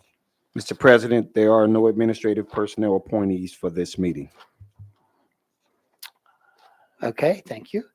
Moving on to item 7.02, personnel. Mr. President, the superintendent recommends that the board approve the actions as stipulated on the attached sheets. So moved. Second. We have a motion and a second. Do we have any discussion? Seeing no lights, Ms. Howe. Mr. Morgan? Aye. Ms. Dent? Aye. Dr. Tobin? Aye. Ms. McDermott? Aye. Ms. Pulliam? Aye. Ms. Schallheim? Aye. Ms. McFarland? Aye. Mr. Silkworth? Aye. Motion passes 8-0. Okay, we're moving on to item 7.03, Promotion and Retention Code, IIB, second reading. All right. Ms. Wilson. Mr. President, this is the second reading for this policy. Ms. Grace Wilson will take us through this in addition to item 7.04, 7.05. Good afternoon, President Silkworth, Vice President Dent, members of the board, and Dr. Bedell. I'm Grace Wilson, Director of Legislation and Policy. Policy IIB, Promotion and Retention, is before you on second reading after being posted for a 30-day public comment period. There were no comments received during that 30-day feedback period. As a reminder, this policy is being updated to account for the recent adoption of the Maryland State Board of Education Comprehensive Pre-K through 3 Literacy Policy. Accordingly, promotion requirements for elementary school students have been updated to require students to meet the requirements of the state's literacy policy in order to be promoted to grade 4. And I'd be happy to take any questions you have regarding policy IIB. Okay, seeing no lights, I think we can move on to 7.04, Graduation Requirements. Thank you, Mr. Silkworth. Policy IIC, Graduation Requirements, is before you on first reading before being posted for a 30-day public comment period. While no substantive revisions are proposed to the policy, staff requests that this policy go through the board's 3-reading process to raise awareness regarding the substantive revisions that are being proposed to the regulation to reduce the number of credits required for graduation from 26 to 22.5 credits by reducing the number of elective credits from 7.5 to 4. And with that, I'd be happy to take any questions you have on policy IIC. Ms. Schallheim. Yes, good afternoon. So my question isn't about the policy, but some of the specifics, and you knew this was coming, and the accompanying regulation. So the last time this board adjusted graduation requirements was to add a course to the list of requirements. I was part of that. I'm the only one up here who was. And at the time, it was to meet the moment that we were in and various things that had gone on, situations and events that had gone on in this county that precipitated that becoming a graduation requirement. I still think all of those things are very, very important. Whether or not it meets the moment of a graduation requirement is another question, and a question that I think this board should discuss and consider. Because as we just saw, there's probably room in the middle school, and this was the argument at the time, is it too late to do a course like that in high school with the subject matters that it contains? Is that course better suited as a requirement in middle school? And so I wanted to know what the team thinks about that at this point, or what we can do to further that conversation. Absolutely. So in speaking with my colleagues in the Office of Academics, and they're welcome to join me at the table if they'd like to provide further clarification, they did consider removing this course, the Global Community Citizenship course, as part of the revisions to this regulation, but ultimately felt that because this course was created as a graduation requirement by the board, that it would be more appropriate for a board action to rescind the graduation requirement than a staff recommendation. Thank you, Of Ms. course. Wilson. And the only thing I would add to that is, as a staff, we do feel that the content of the course is very important content. The course does still address issues that we feel are appropriate for high school students. It is a course that is very rich in discourse for high school students, and we feel that the content is still relevant and appropriate for high school students. I appreciate your point of view on it. I still, before I just had the experience of having been through that, all of those discussions that resulted in the board taking action. Now I have a student who's in the course. My opinions are slightly different now.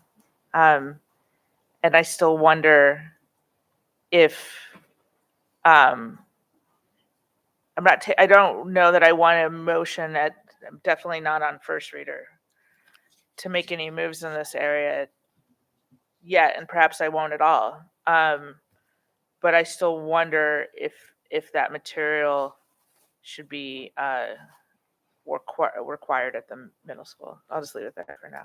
I appreciate your clarification. Ms. Dent. So I just want to make sure that I have clarification. Thank you. The courses that we are potentially removing, I think, if I'm not mistaken, are all electives? Correct. Sorry, you go ahead. We're proposing to reduce the required number of elected courses from 7.5 to 4. And Ms. Howell has kindly just pulled up a chart which reflects the change. So the changes that we have, are they out for the public to see? Yes, when we post this the policy for a 30-day public comment period, we will also post the proposed revisions to the regulation and inform the public that we're seeking feedback on that regulation as well. Thank you. Ms. Pullum. For me, the course that you're mentioning, I definitely heard it in her comments from families, but more it's the scheduling. Like when you have a student coming into high school, if they're going to be an engineering and then they want to do something else, it's just hard to fill it all up. So having it mandatory versus non-mandatory is more of the issue, not removing the course itself, but whether or not it's mandatory. And then you look at other courses like forensics, and that's popping up. The mandatory piece is what I hear most from parents when I hear about it. But I definitely, after first reader and learning more from the community, definitely want to wait for that as well. Okay, seeing no more lights, we can move on to item 7.05, the use of stock bronchodilators, code JECC, first reading. Thank you, Mr. Silkworth. New policy JECC, use of stock bronchodilators, is before you on first reading before being posted for a 30-day public comment period. House Bill 86 from 2024 required the State Department of Education, in consultation with the Maryland Department of Health and local boards of education, to authorize school nurses, trained school personnel to administer stock bronchodilators to students who is determined to be perceived in respiratory distress. In accordance with this state law, policy JECC authorizes our school nurses and designated school personnel to administer a stock bronchodilator to a student in kindergarten through grade 12 who is determined to be or perceived to be experiencing asthma-related symptoms or is perceived to be in respiratory distress, regardless of whether that student has been diagnosed with asthma, reactive airway disease, or prescribed a bronchodilator. The policy also requires annual training in accordance with the state guidelines. And with that, I'd be happy to take any questions on new policy JECC. Okay, I'm seeing no lights. Thank you, Ms. Wilson. Thank you. So we're moving on to some other action items. I'm looking to see if there may be a motion to bundle 7.06 and 7.07. Mr. President, motion to bundle 7.06 and 7.07. Second. We have a motion, a second. We have consensus. Okay, Dr. Riddell.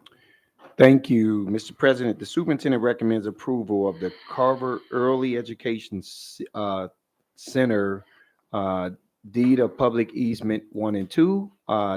These items are numbered 7.06 and 7.07 under action items. So moved. Second. Okay, we have a motion and a second. Is there any discussion? Seeing none, Ms. Howe? Mr. Morgan? Ms. Dent? Aye. Dr. Tobin? Aye. Ms. McDermott? Aye. Ms. Pulliam? Aye. Ms. Shawheim? Aye. Ms. McFarland? Aye. Mr. Silkworth? Aye. Motion passes 8-0. Okay, so we're moving on to item 7.08 to 7.10. Do I have a motion to bundle? Mr. President, motion to bundle 7.08 to 7.10. Second. We have a motion and a second. Any discussion? We have consensus? We do. Dr. Bedell.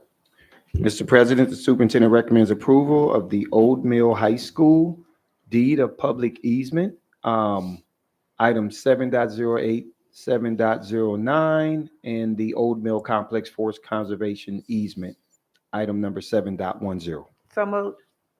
Second. Okay, we have a motion and a second. Is there any discussion? Seeing their lights, Ms. Howe? Mr. Morgan? Aye. Ms. Dent? Aye. Dr. Tobin? Aye. Ms. McDermott? Aye. Ms. Pulliam? Aye. Ms. Shawheim? Aye. Ms. McFarland? Aye. And Mr. Silkworth?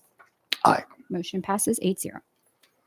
Okay, we're moving on to item 7.11, redistricting plan phase 2, consideration of recommendations. So we are now at the time for this board to be considering the recommendations that are in front of us.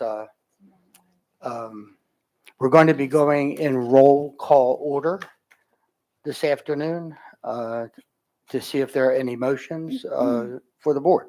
First of all, we have Mr. Morgan. Mr. President, I have no motions. Ms. Dent.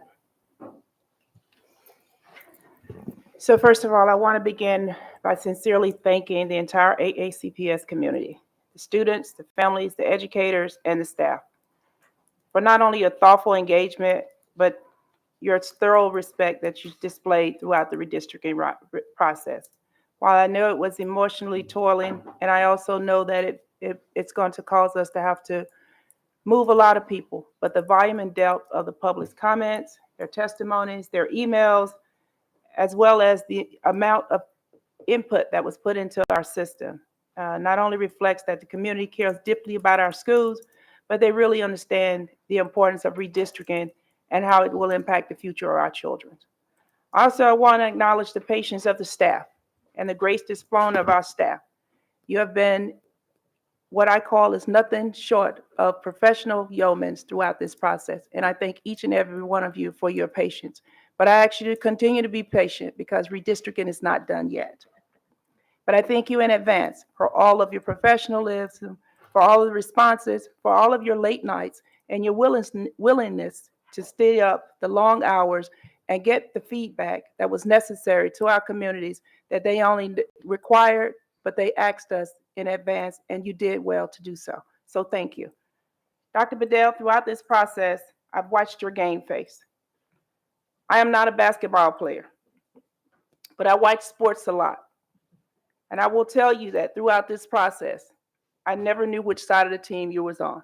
So I appreciate your leadership throughout this process, and I encourage you to continue to not only support the stakeholders in this process, but to remain, as you always do, steadfast in the decisions that you have to make, be it difficult or not, in AACPS. So thank you. And to my board colleagues, I know that it is very difficult for each of you because these are your communities. These are the communities in which many of your constituents, where many of your children, where many of your homes live, work, and play. And so for that, I say thank you because I know that this is a difficult process. I would be remiss if I didn't only thank the public leaders that have reached out to us over and over again, but for also coming here and testifying before the board to just tell you the impact of redistricting. Had I not lived through redistricting myself, I would never have believed that the amount of intensity that would be put into redistricting. But after going through both phase 1 and phase 2, I now understand why board members of the past said, you do not want to go through redistricting. And I echo that I do not want to go through redistricting a second time. And after extensive briefings and careful consideration of the public feedback, I have a few more questions, as other board members will probably do. And so once again, please encourage me, Dr. Heiser, as you help me finalize my recommendations by explaining and talking to me one last time about 2 recommendations that have really caused me to stay up at night. Those recommendations is the split articulation of Nantucket Elementary School and how eliminating that process and allowing the students of Crofton Elementary and Middle School to stay at Crofton High, to remain at Crofton High School. I really want to help because many comments have came from the public, and the public still does not understand, in my personal opinion, how this cluster alignment will impact AACPS, and if this cluster alignment is for a long-term capacity, how detrimental it is to our school system. And so please indulge me in walking me through, one, how if we allow Nantucket to remain in the cluster with Crofton Middle and Crofton High School, and then on the second, what would be the impact if we removed Nantucket and stick with the superintendent's recommendation. So the first area I would like for you to walk me through is, what are our choices? If we do not move Nantucket Elementary out of the Crofton Middle and Crofton High School, what are my options? Thank you, Ms. Dent. Thank you to the board. Mr. Roof and I will walk you through the answers to your questions, Ms. Dent, and any other questions. Bill Heiser, Chief Operating Officer. I want to take us back. We don't have the maps to show, but I'd like just to take us back to the consultant put forward 3 scenarios from their observations, and we received feedback on all 3 scenarios way back at the beginning of this process. That feedback helped inform what became superintendent recommendations and Super Rec 1, 2, and 3. And so we took all of that into account. And that was the adjustment of Nantucket to be a split articulation, leaving the Crofton cluster and going into the Arundel cluster. Going back to the scenarios initially presented by the consultant, scenario 1 was the scenario that was least liked. We received the most negative comments around that scenario specifically. And when I'll describe that scenario, you'll have to, the board who knows our county very well and the geography of our county, but I also encourage, as I'm making these comments for the public that's listening and watching me at the moment, that they also pull up the maps and take a look at the tool because it's very helpful. Nantucket is the northernmost catchment area in the Crofton cluster. The only other option, the option of scenario 1 that was put forward that received the most negative feedback, was looking at where we had room in the remainder of the surrounding geography. We're trying to relieve pressure from Crofton Middle School, Crofton High School, Davidson Elementary, to keep those in mind. If Nantucket were to stay in the Crofton, we still need to relieve pressure from Crofton Middle School and High School. In order to do so, the scenario 1 looked at the southernmost school in the Crofton cluster, which is Crofton Woods Elementary School. And if you look at that catchment area, it's a larger geographical area than the others. And what that scenario did was take roughly half of that, the southern half of Crofton Woods Elementary, and move that population at the elementary level into Davidsonville Elementary School. Davidsonville Elementary School is overutilized, and so we need to relieve pressure, so it was making that situation worse. And thus, that scenario moves students south and east. So it moves students from Crofton Woods Elementary into Davidsonville Elementary, and to relieve crowding from Davidsonville Elementary School, it took, again, the southern part of much of Davidsonville, below Davidsonville Elementary School, and moved those students down, all the way down to Lothian Elementary School. It also moved students east to Central Elementary School, and then students from Central into Edgewater Elementary School. What we heard from the comments that was most frustrating for folks and concerning to those that weighed in on the survey was, one, we're disrupting far more students than we are when we are just touching Nantucket. And so we're impacting far more students than where they believed were necessary. It's also now involving multiple movements of schools into overcrowded schools already. One of the things we also saw in moving those students in that scenario from Davidsonville down to Lothian is that it's a really far distance, very far. And so travel time has been a concern that we listened to, as well as travel distance on rural roads. Moving from students who were roughly 2 miles approximately from Davidsonville Elementary School, and now traveling a distance of well over 15 to 20 miles, and that's an approximation, maybe it's further. So that gives you an idea of what that scenario set up and what the and what that was trying to do as we related to when we shifted back into the decision-making of Nantucket only. Okay. Hopefully that's helpful. The second question, part to that question is that, and this is really because I think a lot of the comments I've gotten was that if we stay at above 100%, and I thought you answered this, Mr. Ruff, but I will ask you to make sure I clearly understand it. What is the impact of leaving Crofton over 100%? The immediate impact would be that it would remain where it is right now. It's a do-nothing scenario. Long-term, it limits our ability to expand the footprint of that high school since the adjacent schools have available seats. So state funding would most likely be zero for a proposed project like that, and it would be difficult for us to get county buy-in. And when you say adjacent schools, are you talking about both Arundel High and Southern? South River. River. Yes, correct. Okay, sorry, South River. Okay. And what's the capacity at both of those schools?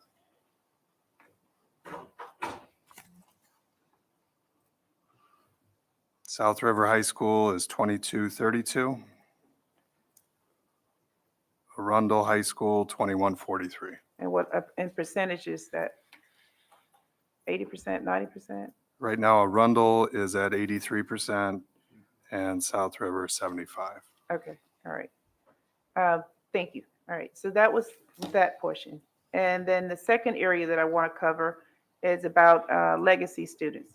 And I know that this has been an issue ongoing. We've talked about this in phase 1 redistricting, but if you're not part of redistricting, you probably don't pay attention to this conversation. So I just want to know if there's any value in the comment that was made to us prior, is the legacy students all would end up having to provide their own transportation in all grades, regardless to what we did. They would have to provide their own transportation.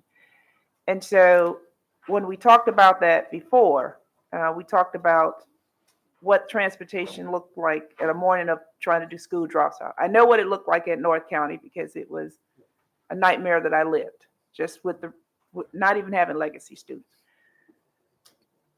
And I've also gotten some feedback from high schools like Crofton High School from people asking if I could really try to figure out the morning drop off, right, that's happening at Crofton. But what would be the impact if we allowed legacy students to continue or extend this to legacy 11th graders? I know right now it's standing that policy that we want to do, or standing recommendation that we want to do 12th graders or seniors, but the recommendation is for us to extend that to 11th graders. And so what would that impact be, if any? I'll add to this piece. And you had mentioned this, that one of the things we've tried to do is be consistent with phase one. At the same time, we want to learn from phase one. And so it's a balance there. We were, obviously, the board voted not to have juniors in phase one. So that's something for consideration that all of you are aware of. You mentioned the operational aspects, and that's kind of what I wanted to speak to, is some of the transportation complexities and challenges. Parents would be required to transport their students. So whether we're talking specifically about 11th grade, but if there were other grades introduced, for example, at other levels, it provides, but certainly at the high school level, it obviously increases the number of cars dropping off. They won't be taking the bus, so congestion increases. There are what I would believe are challenges for those parents or those students that aren't able to carpool with a senior, or that they have to get there sometime, so they're not able to park on campus. And so you're increasing your operational and challenges for high school administrators, for example, for those students that perhaps wouldn't follow the rules and try to park. That becomes an administrative burden of overcrowding. There's definitely not enough parking for juniors. I've seen in my time here juniors or even seniors that don't have parking, and they're parking off-site in the community, and that presents challenges for homeowners or wreck and park and those kinds of issues. The other challenge is for parents who are caught with the responsibility of having to get their child to school every day on time, and they're perhaps frustrated that they're either caught in congestion and or trying to balance the demands of their own work schedules. Given that high schools begin at 8:30, and let's say that drop-off is at 8 o'clock, they're perhaps waiting outside unsupervised, presents an administrative challenge for assistant principals and principals, as teachers wouldn't be on duty yet, so you can't open your doors. And then if it's in fact at 8:15, depending on not everyone has the ability to flex their schedule. It's a big challenge as more people are going back to work, and I think we've all seen increased congestion across the region. So hopefully that provides some of the transportation and administrative complexity. Do also want to add in that there could be an increase in hardship cases that perhaps we have 12th and 11th graders that are decided to be legacy, but a 9th and a 10th grade sibling. And so now we have students that are redistricted to different schools. And that's a little easier to understand when you're talking about a senior in their final year of high school, which I think we all agree is something that's really important for that student to finish. So those are some things to consider. Thank you. So with that, I really wanted the public to really understand my rationale. And so with that, I move that the board move forward. Board recommendation 3 is currently detailed on our webpage with the following exceptions. The Gingerville, Popular Point, and Will Eleanor communities would not be rezoned into the Annapolis cluster for elementary, Roland Knowles Elementary, for middle, Wiley H. Bates School, and high school, Annapolis High School. That the neighborhood south of Carrington Road would not be rezoned out of Georgetown East Elementary catchment area into the Hearsmere Elementary School catchment, and the areas bound by Jackson Street would not be rezoned out of the Eastport Elementary School catchment area in Georgetown East Elementary catchment area. And that the split articulation of Nantucket School be removed and the existing matriculation pattern from Crofton Cluster Elementary, Middle, and High School would not be maintained. And finally, that modifying the superintendent's recommendation to legacy students provision would not include students entering the 11th grade and 12th grade, the 11th grade year in 2026 or 2027. Second. Okay, we have a motion. We have a second. Ms. Shalheim. I move to amend your motion to expand the legacy student provision such that students who will be entering the 5th or 8th grade in 2026-27 school year will have the option to remain at the elementary or middle school to which they are currently assigned. Students electing to remain at their current elementary or middle school will be required to enter a legacy student transfer portal to indicate that choice and must provide their own transportation to and from school. Do we have a second? Second. Okay, we have a motion. We have a second from Ms. Shalheim. Any discussion?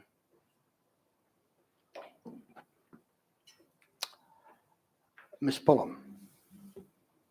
Thank you.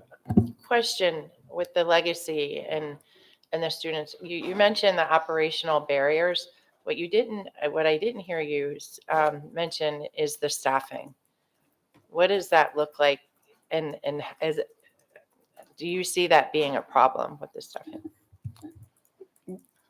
The later this process goes, and I say that respectfully, not to put pressure on the board, but the later that this process goes, the more challenging it becomes to predict staffing and what the needs are at the school level. With that said, as we move forward in this process, I'm confident, with our excellent HR team and our excellent academic team that we can predict for staffing. But it does provide some situations, particularly at the high school level, that's what we're talking about now, where trying to determine which classes will run and which will not, and it does present some of those challenges.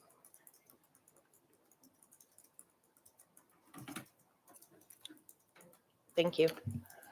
Okay. Are there any more lights? I see Ms. McFarland. Ms. McFarland. Yes, I have some questions regarding the split articulation at Nantucket.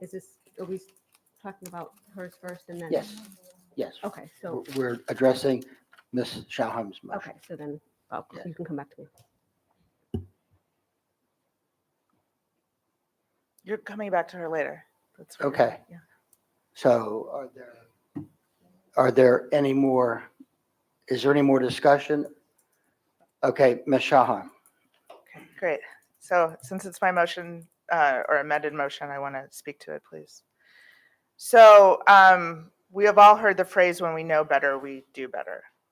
And this is now my 4th redistricting, and every process of redistricting from the opening of Crofton High School to Broadneck, to the first phase of redistricting, to this now second phase of redistricting, we've learned things along the way every single time. There's a reason why we did not employ the same process that we used during the opening of Crofton during the first round of redistricting, because we learned from that situation. It was a different setup.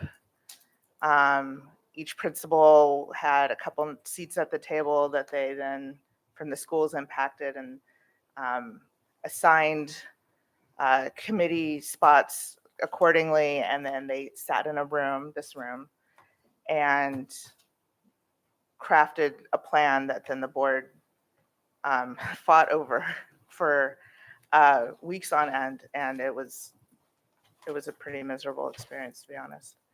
And then Broadneck, which was a repeat of an attempt to redistrict, was brought back to the board now that it was a hybrid board at the time.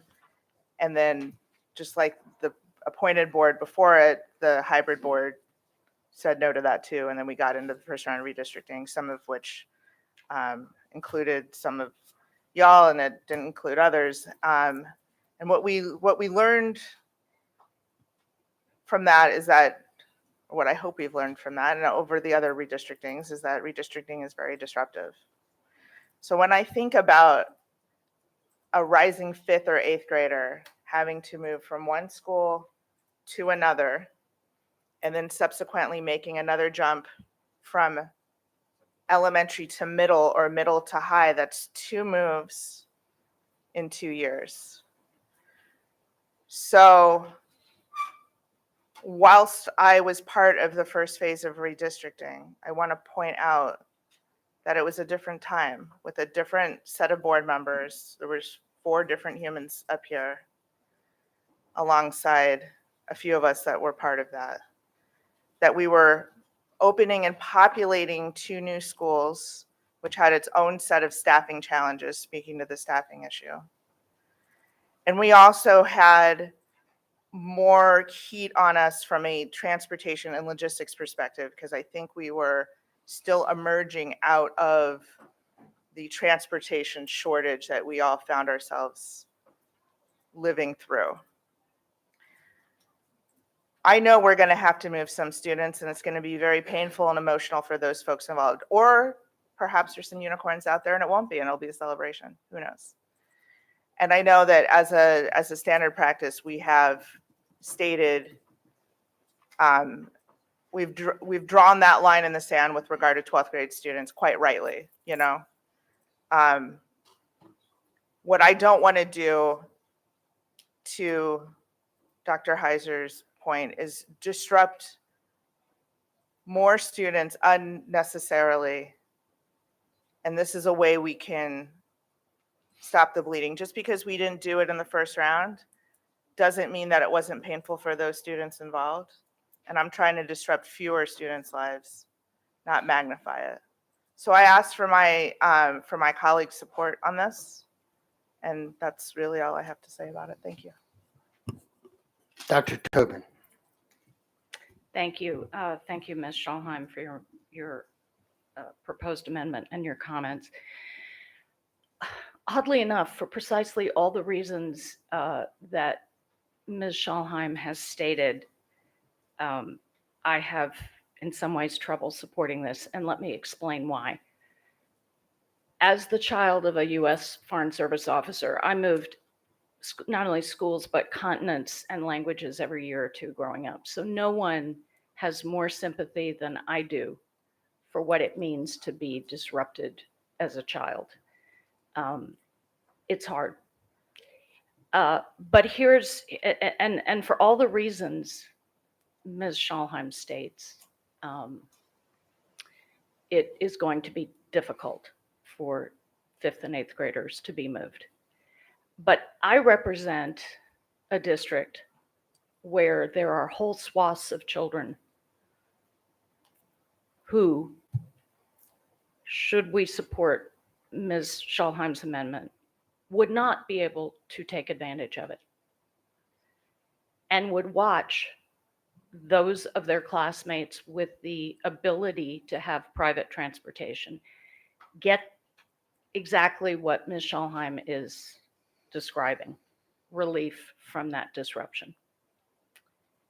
And I think that makes it even worse for children for whom a lot of cards are already stacked pretty high against them. And so I fully appreciate why this could make a huge difference to a lot of children who we've heard from and for whom I have, they may not believe it as I sit here and try not to show anything as I hear testimony, but for whom I feel deeply because I have experienced this. But I have to think about the students who will be left to watch their classmates get to stay in their home schools. And they be the ones, once again, who don't get to. And for that reason, I cannot support this. Thank you. Mr. Morgan. I'm going to respond, but I'll go Okay. to you. Yeah, I just want to backpack off of what Dr. Tobin said, because I may not have been on the board when phase 1, but I go to class with a lot of students who are in phase 1, and it actually makes me feel more for the students who are impacted by phase 2. But there's many students I interact with who write their college essays about, you know, the impact moving had on them. Particularly, I know students firsthand who could not, who did not do legacy and went as seniors to schools because they didn't have the transportation, they didn't have the resources, and they were ripped apart and had to watch their peers, their fellow seniors, you know, stay. And again, like, it's just supporting that. I don't want that to happen to more students. But then it has to, because it already will happen, even with 12th grade legacy. Additionally, for those phase 1 students who, you know, did have to move, you know, watching another phase happen and watching other students get to move while they didn't, you know, it poses the question as to why couldn't I? And that's just 2 reasons why I don't think I can support it. It just compounds inequities and shows inequities for the phase 1 students and for students who can't move while their peers do. Ms. Schauheim. So what do we do about the inequities about some seniors being able to move because they have transportation and some not? Are we willing to address that elephant, or are we gonna, so that's okay with everyone, the inequities that produces whilst expanding it and not disrupting the fewest kids as possible isn't?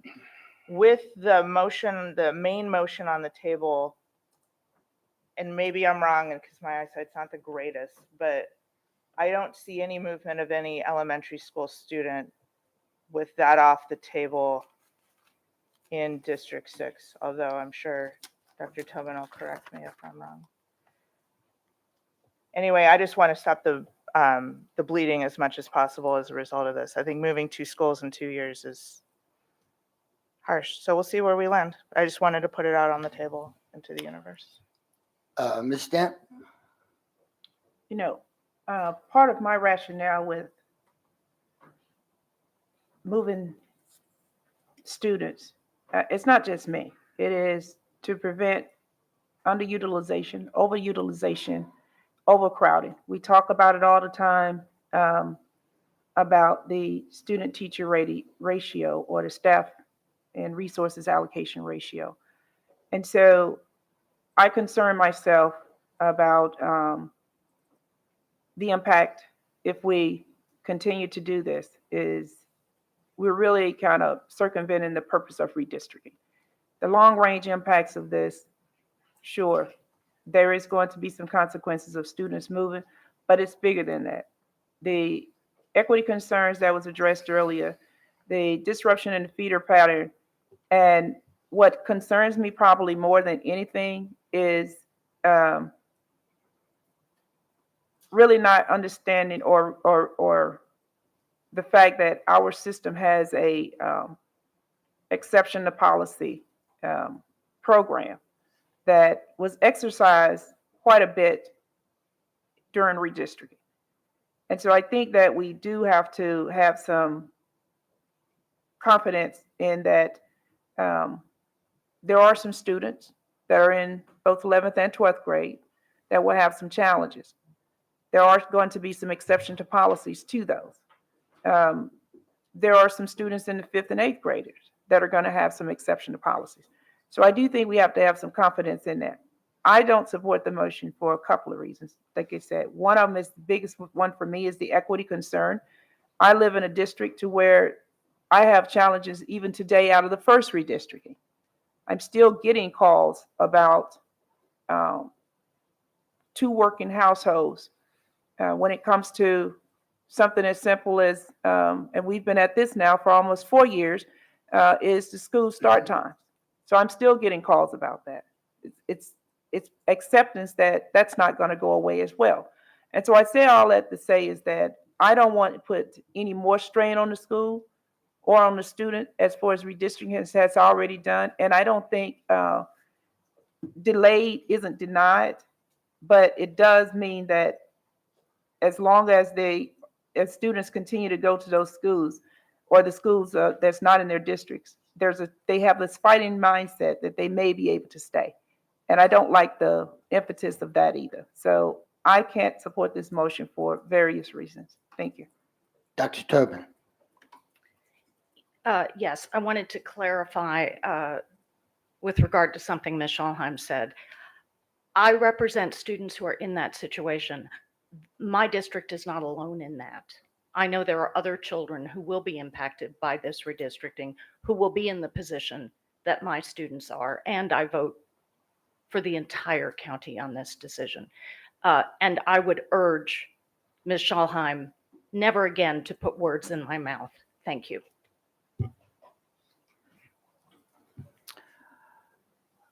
Okay, Ms. Schalheim, as the maker of the motion, we kind of always respect that you have the last word. Yeah. So, Dr. Tobin, I wasn't, quote, putting words in your mouth. I was repeating what I thought I heard and pointing out the facts as they are with regard to elementary school students in District 6. So let's not start this afternoon of fun with that. As to everything else, my point of view remains unchanged, and that is to disrupt as few kids as possible. It doesn't mean that they're not going to move. Of course they're going to move. They're going to move from their home school to the redistricted middle school, or from their home middle school to the redistricted high school. You can't, unless you're repeating a grade, which we don't encourage. That's what happens when you go to 6th and 9th grade. So that's all I want to say. Thanks. Okay, so seeing no more lights, I think we're ready for the vote. Ms. Howe. Excuse me, yes. I'm sorry to interrupt that. I wanted a clarifying question as our team is trying to figure out what's been assembled and put forward in the motion by Ms. Dent. There was a piece about Nantucket, and I just wanted clarity around what that meant. BR3, as I understand it, has Nantucket staying in the Crofton cluster. BR3 does. It does, and that's what it said. You want it? Right, so I moved. I know it's clear as mud. We've tried to clear it up 15 times, but the bottom line is, where's my motion? Is that the middle and high school students living in Nantucket Elementary School attendance area from Crofton Middle School and Crofton High School would move to Arundel Middle School and Arundel High School. Thank you for the clarification. So that's what the word is, exceptions. Thank you. Mr. Burns, I see you're at the table. Yeah, thank you. For the record, Darren Burns, Board Counsel. I just want to make sure I understand there was a question answer. I just want to make sure the board's done a good job so far of staying with motions and primary motions. You do need to dispose of Ms. Schalheim's proposed amendment before diving back into the primary. And it sounds Well, like there actually, was I'm not driving back into the primary yet. But the question was related to the primary. Okay. Ms. Pullum's light came on before we got to the vote.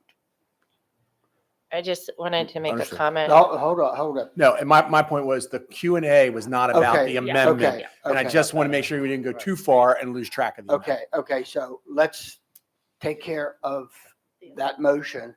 Now, are you speaking to Ms. Schalheim's motion? So she can do that? Yeah. Yes. I always seem to be the hot potato in these conversations. Yeah. What I appreciate the amendment. It's after long conversations with Dr. Heiser and Mr. Ruth and talking to different community members. It's not as simple as it sounds, and some people have one student that will be affected, some have 3.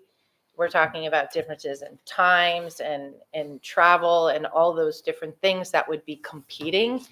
And it actually, I've heard, please let us do it. And then I've heard, this is more complicated than it's worth, because especially with the split articulation and things. So for me, I appreciate it. I want to make sure you know that, but hearing the staffing issues, the equity amongst other parents who really want to make it work, but can't because they just can't, they don't have the means. That's what I'm kind of going back and forth with, but that's my only comment. Okay, thank you. So now, I think we are ready for the vote.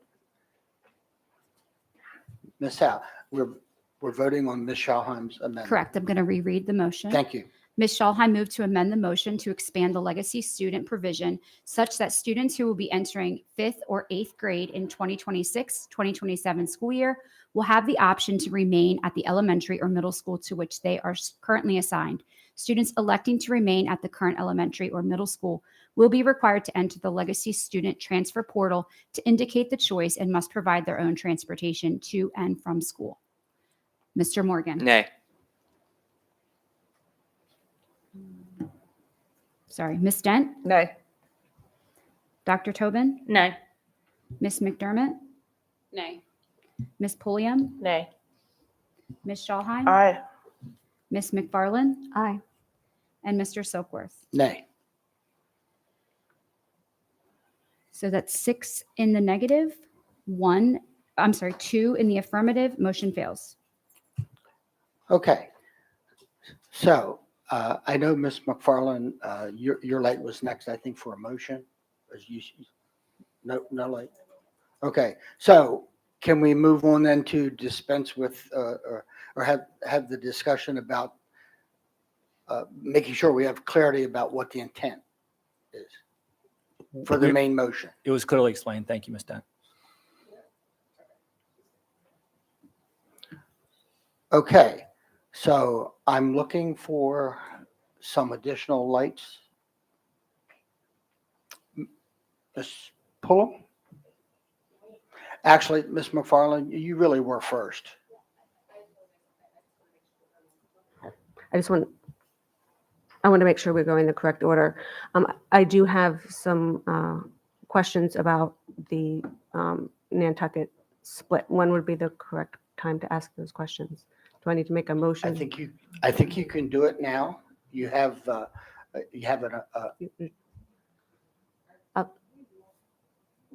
Yeah. Yeah, for motion. I think you can do it right now. I'll defer to Ms. Mr. Burns is McDermott shaking if his she would head, like to go so first. You can do it right now. You're on the primary motion.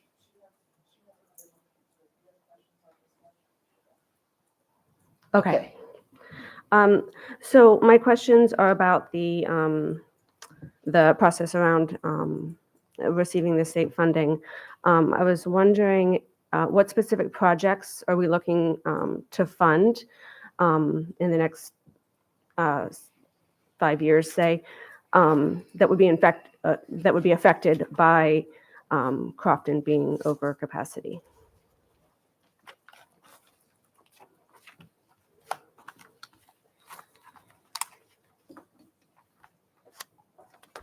So the 6-year budget was approved by the board on September 17th, 2025.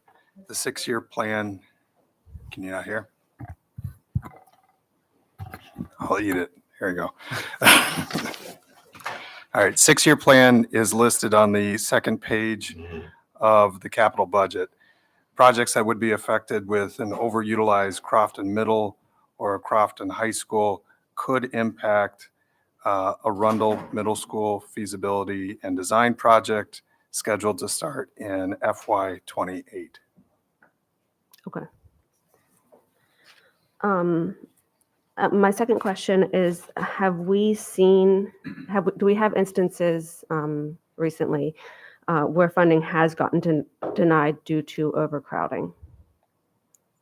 You have had funding issues associated with adjacent schools having too many seats, which would be a similar scenario as this. So can you explain? So the number of open seats in adjacent schools, no matter how over capacity you are at your current school, will affect the funding.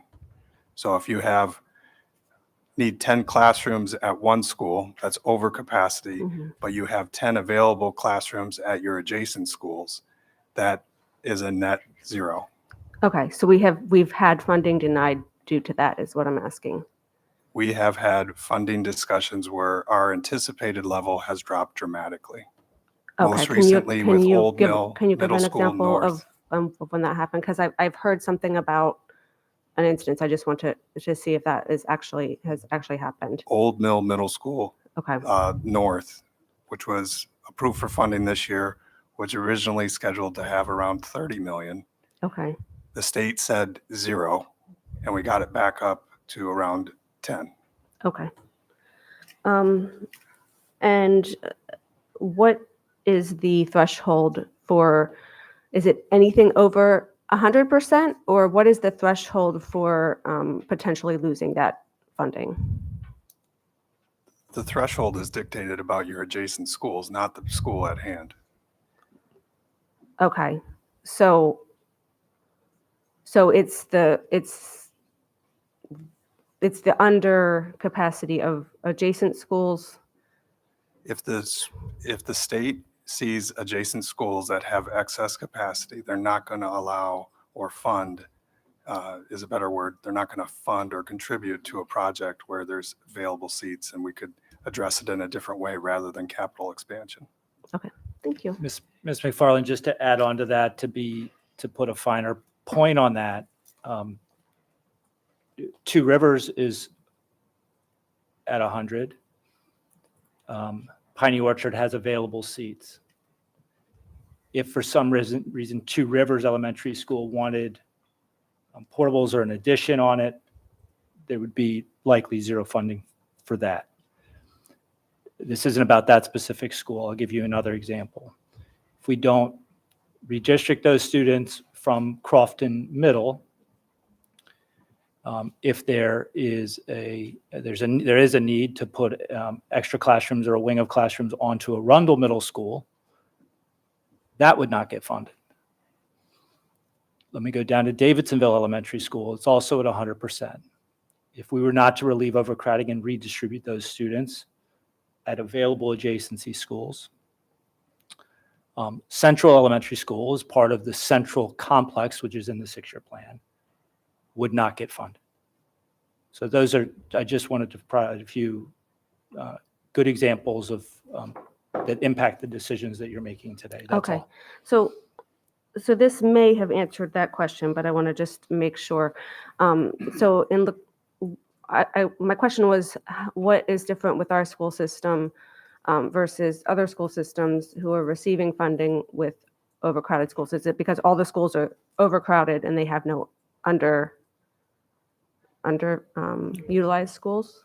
I think you have to look at 2 different things. Are you looking at an expansion project, or are you looking for a replacement project? Those are 2 different projects. Okay. If you're looking for an expansion project where you're asking for an addition onto a school, they're going to be looking at adjacent schools. Okay. If you're asking for a replacement project, they're going to be looking at the number of students that currently attend the school in question, Okay. how many seats you have excess of, and then they're going to tell you to change the enrollment either up or down based on that. So Okay. if you had a too big of a school that you wanted to replace, the state will say, we're only going to support you for X amount of seats. We suggest that you downsize that building. Okay, thank you. Okay, Ms. McFarland, is no motion. Okay, Ms. Pullum.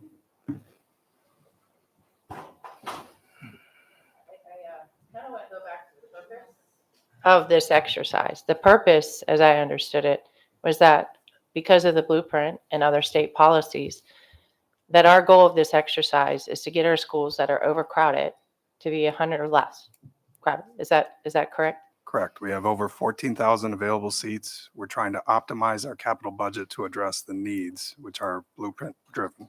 So question, there are some schools that have the state rated capacity where we have an application in or we're requesting extra seats or extra rooms, and we're going through that process. Davidsonville, I think Crofton High School is one of those. However, but we're going through that process. So now, if we have situations where we're over 100%, does that mean we've met our goal or no? Excluding the seats that are already being that we've already put a request to change the seats. And what I'm really getting at here is we just spent 9 months I mean, it has been hard on everyone, and I want to make sure we're clear and we fully understand. If it's over 100%, guess what? No South River High School, no systemic renovations, no anything. It's not a, I don't believe it. It's happened. The state has taken away money from us. We don't have the money to fund that. And then if we do, and we take an alternative route, are we going to do that? Are we going to start this cycle of emotion with everyone else? I just plead to my colleagues that we really think about what we're doing here, because this whole exercise, the entire exercise was really geared toward getting under 100%, balancing out our seats and making sure the other piece of that is the underutilization. But I ask, and I will tell you, I'm not too proud. We need we need a new building, South River High School. We need our systemic renovations at Southern High School. So I just want to let you know that that's important to our district. Thank you. Dr. Bedell. Yeah, just a quick question around adjacency. I believe the rules changed on us well after the Old Mill Complex master plan was conducted. And I think the adjacency rules changed on us maybe 2 years ago or 3 years ago, somewhere in that range, shortly after I arrived. That put us in this bind that we're in around not being able to have schools over 100% capacity. I was on that call probably a month and a half ago, an emergency call about us arguing with the folks from IAC that you guys are pulling a rug from under us because of telling us that they're not going to be able to fund our Old Mill Middle North project, in part, which was approved some 10 years ago, in part because of these new rules that just took place. And so here's what I'm telling folks. Any way you look at it, these people are not playing around. We don't do something. And again, this is not about an individual community, right? This is about trying to make sure that we adhere to this new law that is on the book around balancing schools and making sure that we address the available seats. Otherwise, we don't get the funding to do other projects that serve the greater good of the system. Thank you, Dr. Bedell. So I'm seeing no more lights. There's no more lights for anything else. Okay, so we are back to our main motion. And we have a motion, we have a second. Are you going to go in roll call order? You mean for discussion? Yeah, I'm. Additional amendments. Right, well, he's waiting on lights, nobody's pushing the lights, that's what he was trying to do. No, we had made a decision to go by lights.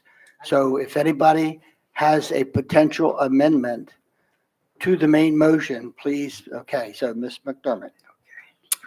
Motion to amend. I motion to remove the split articulation of Nantucket Elementary School and maintain the existing matriculation pattern within Crofton cluster for elementary, middle, and high school. Point of order.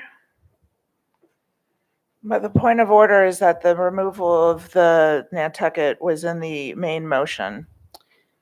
So we don't need to amend it when the removal of the split articulation was in the main motion, correct? So mine was an exception, which took it out. You're trying to Put it take back in. it out too. No, she's trying to put it back in. You're trying to put back in the split articulation. Got it. All right, I misheard. Is everyone clear about that? No, I don't think everybody is clear. Okay. I want to remove the split articulation so Crofton can stay together. Does that make sense? Okay. That's what I thought your motion was. Okay. Okay. Should I Mr. Burns? We're keeping you busy today.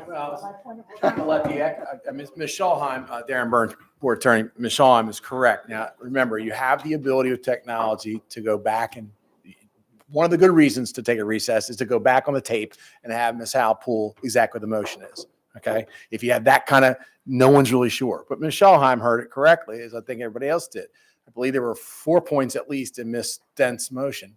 And one of them was to not have the split articulation, to take that out of BR3, correct? Correct.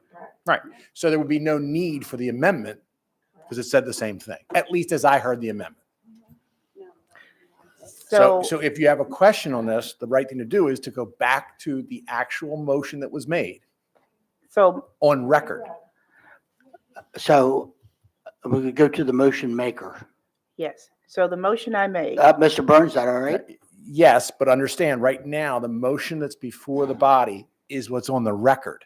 I understand that. Not what is construed. Now, if Ms. Dent wants to withdraw, she can't withdraw her motion by herself because it's the body's motion now. Correct. So you either go back in time to the recording and have Ms. Howe pull that transcript, so to speak, and read to you what is now before the body, or Correct.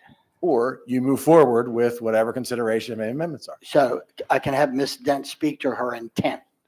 No, we got to make No, them. I think you've got it. Right, you've got to go with what was made because you currently have moved past enough things that what's in the record as the board's current motion pending is what was actually stated at the time. If that turns out to be something that causes problems for the motion maker or the body, misunderstanding of intent, you can correct that. But don't do it in piecemeal. Start with what was actually said.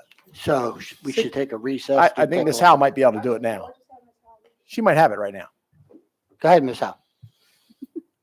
Ms. Dent moved that the board move forward to public briefing and public hearing, board recommendation 3, as currently detailed on the website, with the following exceptions.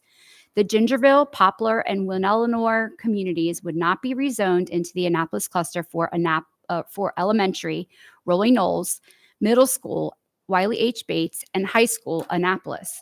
The neighborhood south of Carrollton Road would not be rezoned out of the Georgetown East Elementary School catchment area into the Hillsmere Elementary School catchment area. And the area bound by Jackson Street would not be rezoned out of the Eastport Elementary School catchment area into the Georgetown East Elementary School catchment area. The split articulation of Nantucket Elementary School would be removed and the existing matriculation pattern within the Crofton cluster for elementary, middle, and high school would not be maintained. And modifying the superintendent's Phase 2 legacy student provision so as to include junior students entering 11th grade in the 2026-2027 school year. I'll jump in and say, I think the confusion might be the double negative. It Yes. sounds like the phrasing was, as I believed, and Michelle Holm, I think, heard, and then that last word "not" in there makes no sense because it's the opposite of what you just said. So I think, as a body, you all could come to consensus on what the motion was, but that's the cleanest thing. Well, So it was just again, read. I'm happy to redo my motion, but my motion. You Motion can't to just Or redo restate it. my motion. But you can't just restate because this now belongs, you even had a proposed amendment. It's now belongs to the body. The body has heard what was read, and I think you've heard that there was an extra "not" in there, I guess is how I hear it. Yes. That may not be how the body hears it. That's up to you to decide. And the way you decide that would be to have discussion. And if the body wishes to, by consensus, modify the motion, it can. Okay. So I see, I'm not sure which light was first. Ms. McDermott? It doesn't matter at this point. Braden? I mean, that was before the Okay. confusion. So this body has to decide how we want to handle this. There clearly is a misunderstanding in terms of the intent. So, again, can we have Ms. Dent? Ms. Dent, you can call Ms. Dent to speak to the intent and offer a correction, and then the body can. Okay, go with Ms. that. Dent, could you please explain your intent of the motion? So I didn't know I said not, but I obviously said not. So I apologize to the board members for that. My intent is to is for Nantucket Elementary School to not be rezoned or not stay in its current existing matriculation pattern, which is Crofton Elementary School, middle and high. That is not what my intention is. My intent is to stay alignment with the superintendent's recommendation is that Nantucket be rezoned to Arundel Middle and Arundel High School. That is my intent. So I am happy to restate my motion as it is supposed to be. Ms. Shahan, The whole catchment area for Nantucket, just the contested neighborhoods, because now I'm very confused, because what I heard twice was already in superintendent's recommendation number 3. If we're talking about Nantucket, part of Nantucket moving from the Crofton feeder pattern and going to the Arundel feeder pattern for middle and high school, that is already in the superintendent's 3rd recommendation. But the motion. So now I'm confused. Are we just talking about the few neighborhoods or the entire school? Mr. President, the motion was as to board recommendation 3. So you can't refer to superintendent's recommendation 3 when your motion was about board 3. So she said superintendent's recommendation 3. No, But that's it not was what the no. motion doesn't say that. the motion does say board recommendation 3. At this That's point, what I'm trying to get at. right, at this point, okay? So I'm going to suggest maybe we need to take a pause. No, I would I like don't to think modify. Are you, my are you motion. okay? You ready? You can, the motion maker can offer to the board as a whole what she would intend her motion to say, and then the board can agree by vote to accept that as the new motion. Okay. I just want to modify my Ms. Dent. motion. And it's not a substantive vote, by the way. It's just accepting it as the motion. Anyway, I move that the board move forward to public hearing, for public briefing and public hearing, board recommendation 3, as currently detailed on the website for the following exceptions.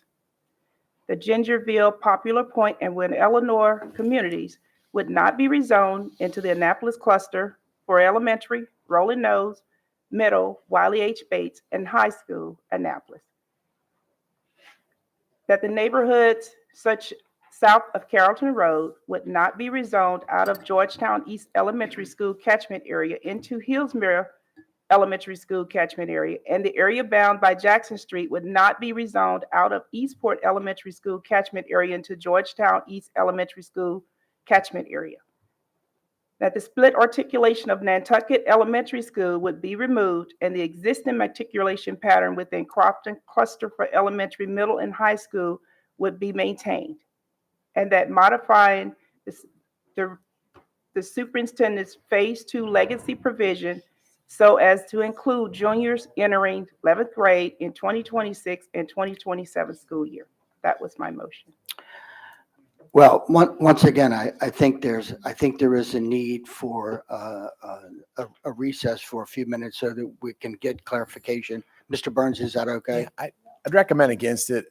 Okay. Here's the thing to keep in mind as a panel. You have board recommendation 3 in existence with everything that's detailed. There is no reason to say something stays in it. It stays in it. If something's supposed to come out of it, that would be by the motion maker. Correct. It sounds like the intent of the motion is to simply leave the recommendation regarding Nantucket's split articulation exactly as it is. So therefore, it doesn't, if that's the intent of the motion maker, then it doesn't need to be discussed in the motion. It's already in BR3. Okay, Ms. Shaham, your light was on. That's exactly what I was trying to get at. In board recommendation 3, the removal of the split articulation. So I'm on, page whatever this is of with the details of each of the plans.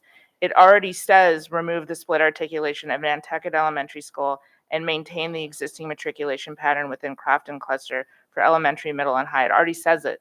So that was my confusion. Right. Now once but twice about the original motion and then about the amendment, which is trying to do 3 times what's already in the plan. It's unclear to me still what the intent is. So I think I figured out that everything that everybody is trying to do. And I think I was clear on it before I submitted before I talked about it. So let's just do this to make sure that, Mr. President, I wish to modify my motion. Do we have consensus agreement? All You right, do. I move that the board move forward to public hearing and public briefing Board Recommendation 3 is currently detailed on the website with the following exceptions. That the Gingerville, Popular Point, and Well Eleanor communities would not be rezoned into the Annapolis cluster for elementary, Rolling Nose, middle, Wiley H. Bates, and high school Annapolis.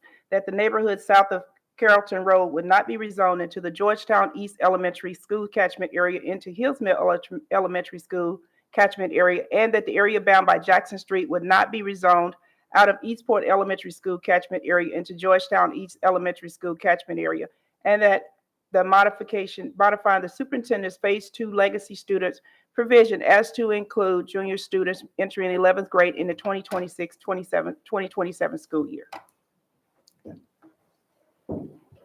Okay.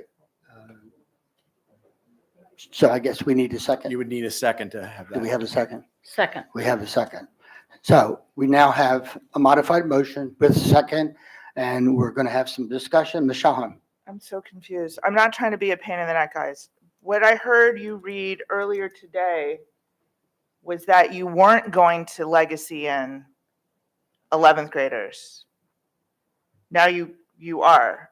No, I do you did not want- say that. I did not say that. I said modifying this, that the exception to this is that we not modify the superintendent. So the word exception means that I don't want that to happen. So I am not, the motion itself is not to modify the superintendent's recommendation. This is what the exception said. And provide so that to include juniors entering the 11th grade in 2026 and Okay, so 2027. you don't want to legacy 11th graders. All right, Correct. got it. I just want to make sure I heard correctly. No, I thank think you it's- for the I clarification. think we should go as long as possible to make sure everybody is 100% clear on what we're doing. So thank you. Actually, thank you for the clarification. Okay. So I don't see any more lights.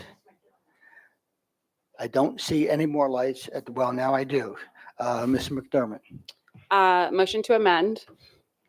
I motion to remove the split articulation of Nantucket Elementary School and maintain the existing matriculation pattern within Crofton cluster for elementary, middle, and high school. What? Yeah.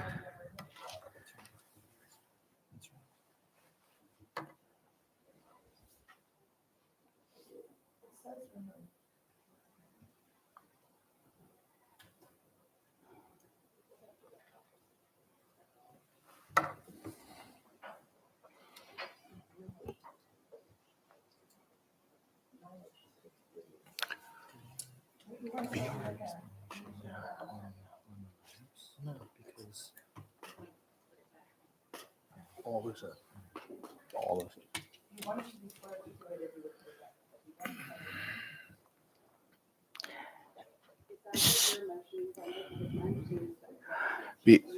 Okay, everyone. What is clear to me is that it's not clear to everyone. Mr. Burns. Mr. Silkworth, there comes a point and the record has to speak as the record is stated. It was just seconded, a motion was made. It's in the record again, you can have it reread, but what intent isn't the issue. It's what's in the record. And Ms. Dent's made her motion. So the question is simply, what does it say? And it can be repeated as many times as necessary. I think Ms. Shahan mentioned however long it takes, but the verbiage is what's in the record. You have a motion. And I think everybody heard there were things stated in it, and there was no mention in your motion restated regarding split articulation. It was not mentioned. So therefore, whatever's in BR3 is what's in BR3, subject to your motion.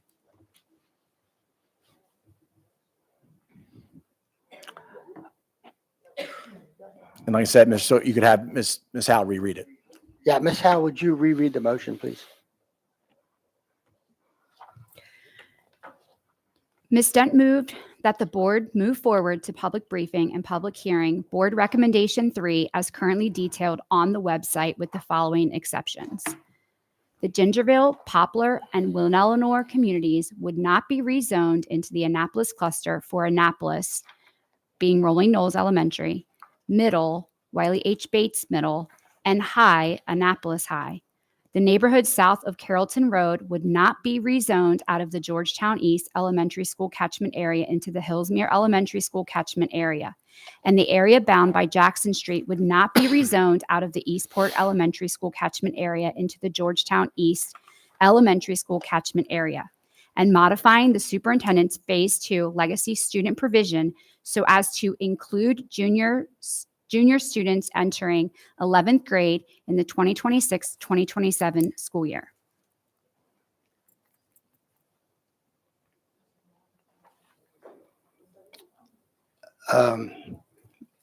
I see two lights on.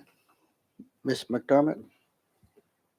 Okay, so my understanding is that you guys are keeping Crofton together and, okay, great. All right, I'm moving on to my next motion. All right, motion to amend. A motion to allow that the area that is proposed be rezoned from Waugh Chapel Elementary School to Odenton Elementary School to remain at Waugh Chapel Elementary. Second. Okay, we have a motion. We have a second. Some discussion. I see Ms. Pullum, your light's on. Not for discussion. That was for motion. That's fine. Okay, so I'm looking for some other lights. Ms. McDermott?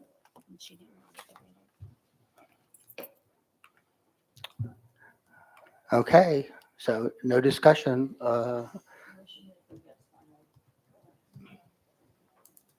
Ms. Howe?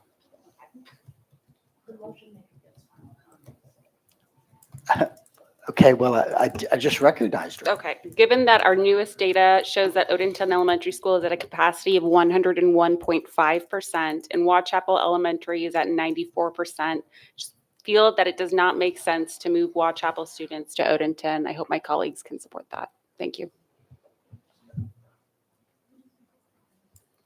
Okay, any more lights? Ms. Howe? Ms. McDermott moved to amend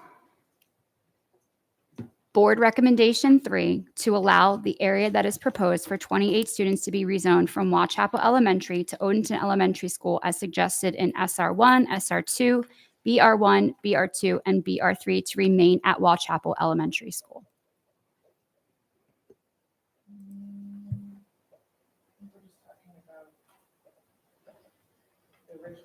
I think we're just talking about the original motion, which is just on BR3. And not At on- this time, we're talking about the motion from Ms. McDermott. Right.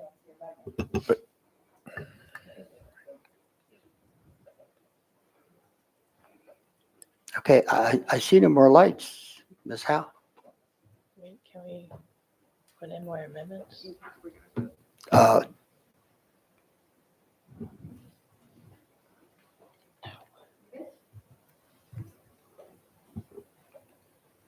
Yes?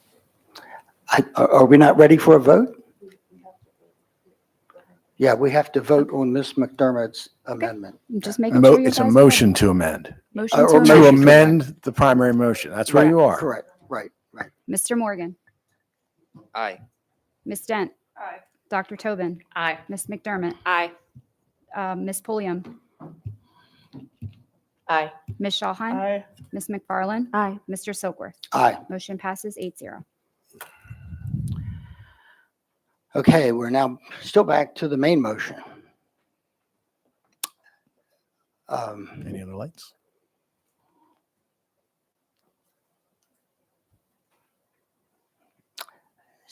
So I'm seeing no more lights. Ms. Pullum? All right, back in business. All right, What, you're ready to make a motion?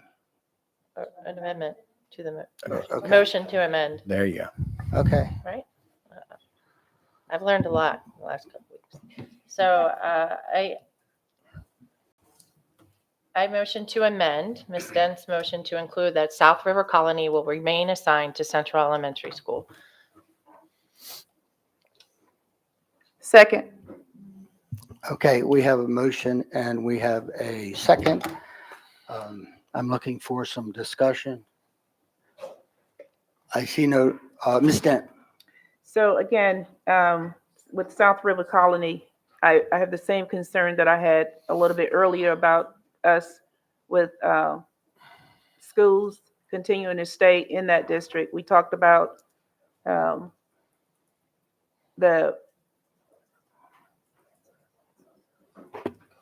peninsulas or the area of Glen Isle and Riva Road. And then we talked about the South Colony. So we've heard from all of the area, all of the families that are impacted in that area. And so I'm really trying to understand that if we move the South River Colony family or South River Colony community back to Central Elementary School, what is the impact on Central Elementary School? If any, and it may not be any. I know I missed the update, but I just want to be sure. Give us one moment.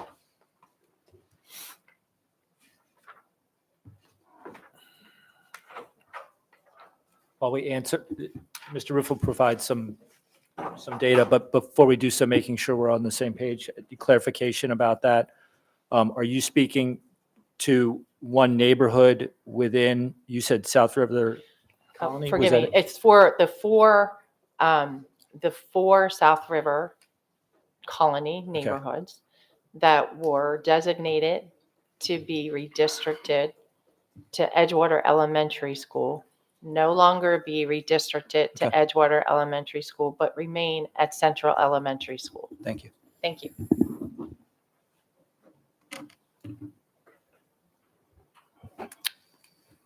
Ms. Pullum, your light still on? Kyle. All right, to answer the question, there's currently 37 students designated in that area specified by Ms. Pullum that would be moving under the current board recommendation 3, moving from Central to Edgewater. This would reverse that. Okay, so that puts Central at what percentage?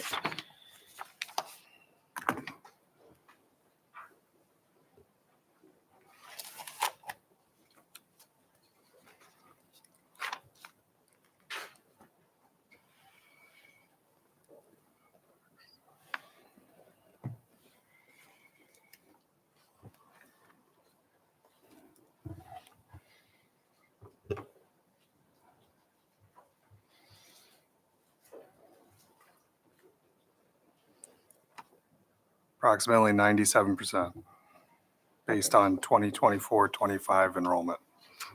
Okay, and then the last question that I have is the family, the community of Glen Isle, they originally was going to what school? Edgewater? Of course you understand. They go to Davidsonville. Uh-huh. And if I leave them at Davidsonville, does that take Davidsonville over, or that actually brings Davidsonville right at 100%?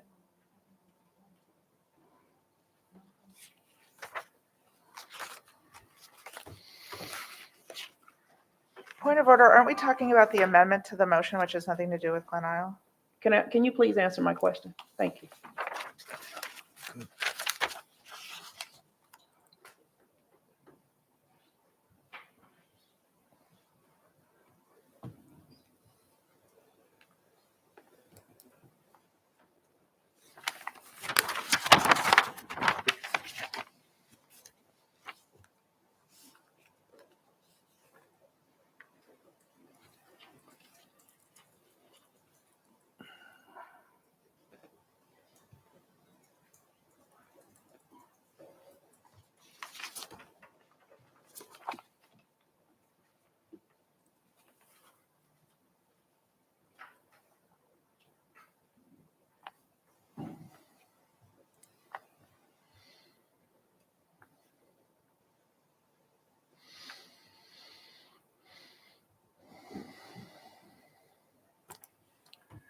Using the SRC currently approved by the IAC at 671 and the 2024-2025 enrollment figures, you would be at approximately 100.3%.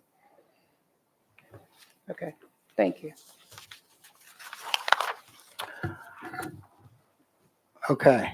Ms. Pullum.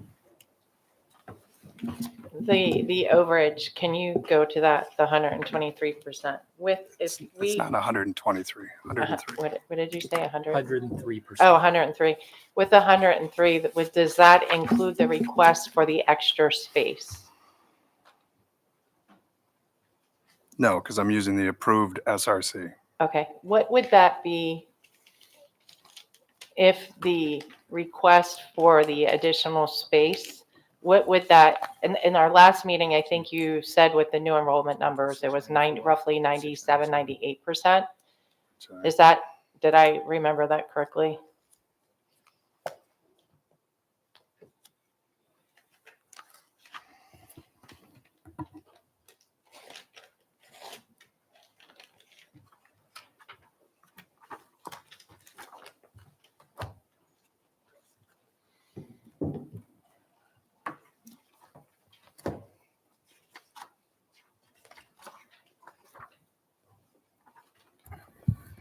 The pending SRC for Davidsonville Elementary School is 694. You'd be 3 students under full capacity. Okay, thank you.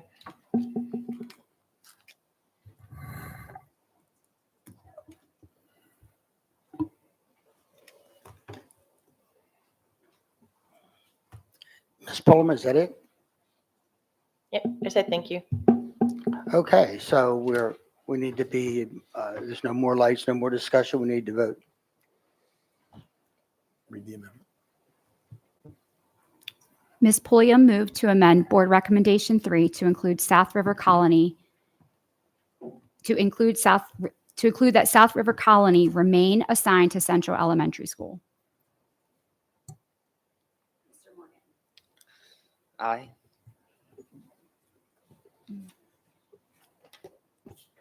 Ms. Dent, Nay. Dr. Tobin, Nay. Ms. McDermott, Aye. Ms. Pulliam, Aye. Ms. Schallheim, Ms. McFarland, Aye. Mr. Silkworth. Aye. It's 5-2, motion passes. Okay, so we're now back to the main motion. I'm going to ask again for lights. If someone has questions, Mr. Burns, you might not want to go away. I'm going to make a comment at this time. Well, before I do that, Dr. Tobin. Thank you. If I understand where we are,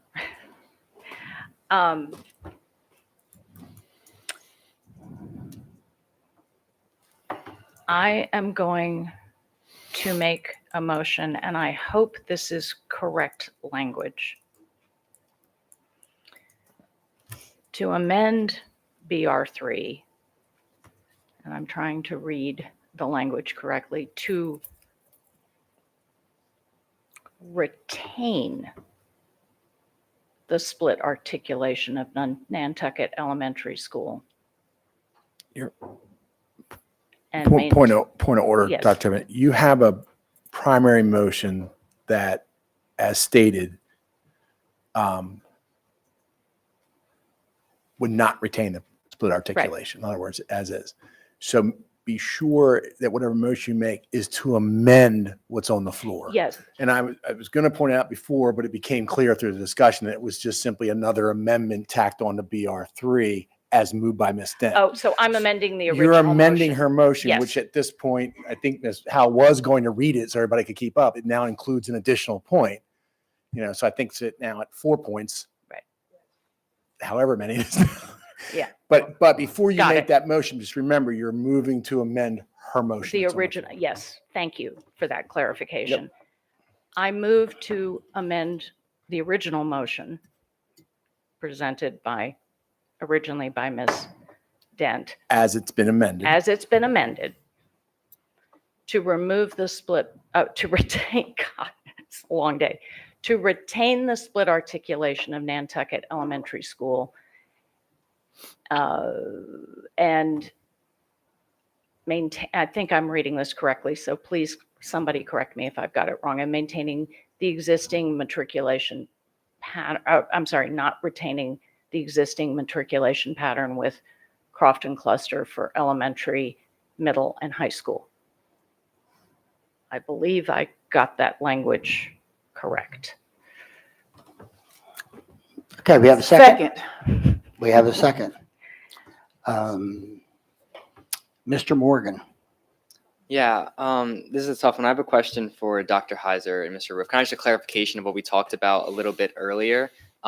So if I'm understanding right, when a school is over capacity, which Crofton still would be if we remove this particulation, the surrounding schools, wouldn't be able to get the adjacent schools.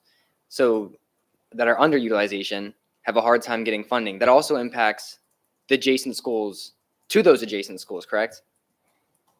Like, I'm just saying, I'm just trying to clarify that, like, when one school is over capacity and the adjacent are under capacity, it doesn't just impact those 3 schools, for example. It impacts a wider range of the whole county. I'm just trying to, clarify for myself and for the public that, to a certain extent, when a school is over capacity, it doesn't just impact that school and surrounding schools. It also has, a wider effect, correct? Depends on what your subject school is that you're trying to do the project for. So if you're trying to do a project and there's adjacent schools that have excess space, your funding is either going to get reduced or eliminated from the state.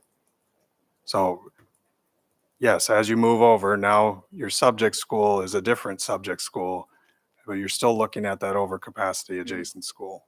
And they're going to look at your capacity at the subject school as well as that overcapacity. And then they're going to look at whatever school touches on the other side and say, now that's an adjacency. Does that make sense? Yeah. So Okay, it's just thank you. moving it around. All right. Yep. Thank you. Ms. McDermott. I want to ask my colleagues to not support this motion based off the compelling testimony we've heard from the community regarding the importance of keeping the cluster together. Additionally, adding more congestion to Route 3, given the continual construction, will impact the entire Crofton, Odenton, and Gambrills area, not just the immediate AACPS community. Thank you. Ms. McFarland. Yes, just to add to that, I agree that the transportation issues are a concern with the Route 3 corridor, especially with a warehouse being built and students now having a walkable area to school and not if moved to Arundel. I also want to point out that this is an area that is declining in enrollment by our own projections.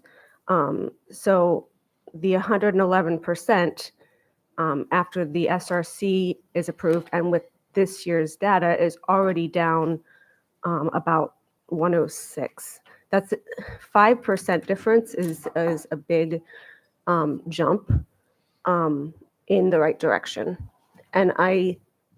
And if you look at what we are projecting, it is going to go down eventually. And I think we need to give it that time because I think this is going to resolve itself. And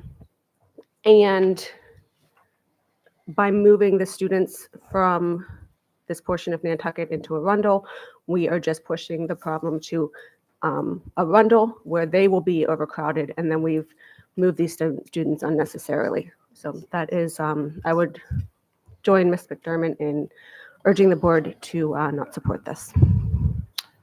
Dr. Tobin. Yes, thank you. I have not been immune from the genuine concern and worry and even pain expressed by the communities impacted by this. But I think we have heard from Dr. Heiser and Mr. Roof, not just today, but throughout this process. And we're reminded by Dr. Bedell at the very beginning of redistricting when we began phase 1, that we have a responsibility at the end of the day in these seats to consider the good of the entire system. And that is a difficult thing to do a lot of the time because it impacts individuals and sometimes in very, very difficult ways. The overcrowding in the Crofton cluster is real. And I would remind members of the Crofton community that the very same AACPS staff whose data has been significantly questioned by the various members of the communities impacted by this during this process, those very same staff were the ones who asked the county originally when Crofton High School was built to build a high school that could accommodate about 2,000 students. And they were correct. And here we are. We have a high school that is not sufficient. And we are now in this very difficult situation, which was predicted by AACPS. That was before I was on this board, but I followed it and I was aware of these discussions. And if it were up to me, I wish we could go back in time and fix that. We cannot. But this decision is going to have impact, as we've heard today, on other parts of our system that are in great need of new capital projects. And I think in these positions, as I said, we do not have what I consider the luxury of simply looking at this from the more micro level. We have to take responsibility for looking at the whole system. And because of that, even though I am well aware of the concerns around this and I understand it, I feel if I am to fulfill my responsibility as a member of this governing board, I have to support retaining this split articulation. And I urge my colleagues to support this as well. Thank you. Ms. Pullum. Thank you for all the comments. I want to go back to Ms. McFarland's comment of eventually the utilization will go down. Does that count so we have the first year, we have legacy. So there's going to be that situation where the first year we will have some high school legacy. But when we're saying eventually that number may go down, does that count when we're trying to do a capital project at Southern High School, at South River High School? Will they take that into consideration that in the next year, the next 2 years, that number will go lower than the utilization 100%? Does that count in terms of us getting our funding?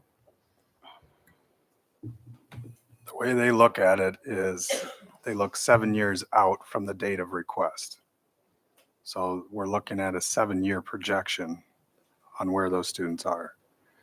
Now, we mentioned the unofficial enrollments. That's not our projection, right? We don't know if that's an inflection point or if that's a trend. It's hard to predict that at this point. Next question. I think you mentioned this, but I want to make sure because we're on this topic now. Crofton Middle School. Is there room for an expansion or for portables at Crofton Middle School?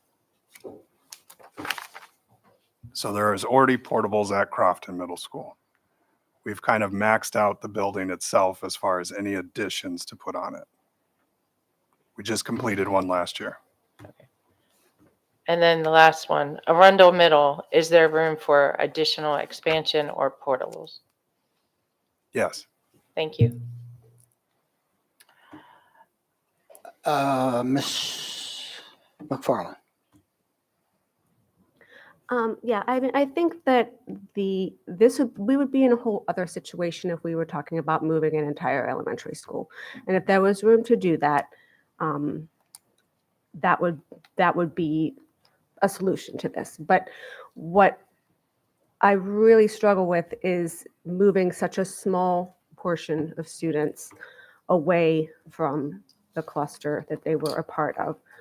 We have community events that make them part of this community, and then we're going to take just a very small portion of those kids and move them. So it's not that I don't want to move students. We have to move students in this process.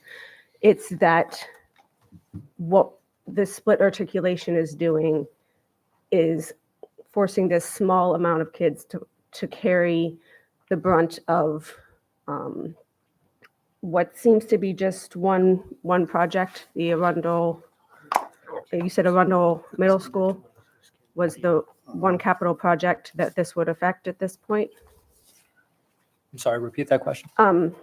So when I asked about the capital projects that it would affect, it was just one, the Arundel Middle School. That if we kept things the same, it would just be that one.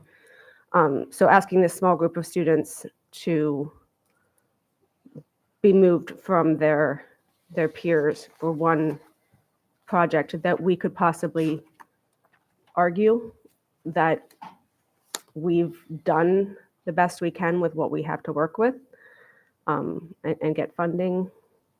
Doesn't work that way. We've tried arguments where unless you show that there's students that need to go into those seats, what's the point of building the seats?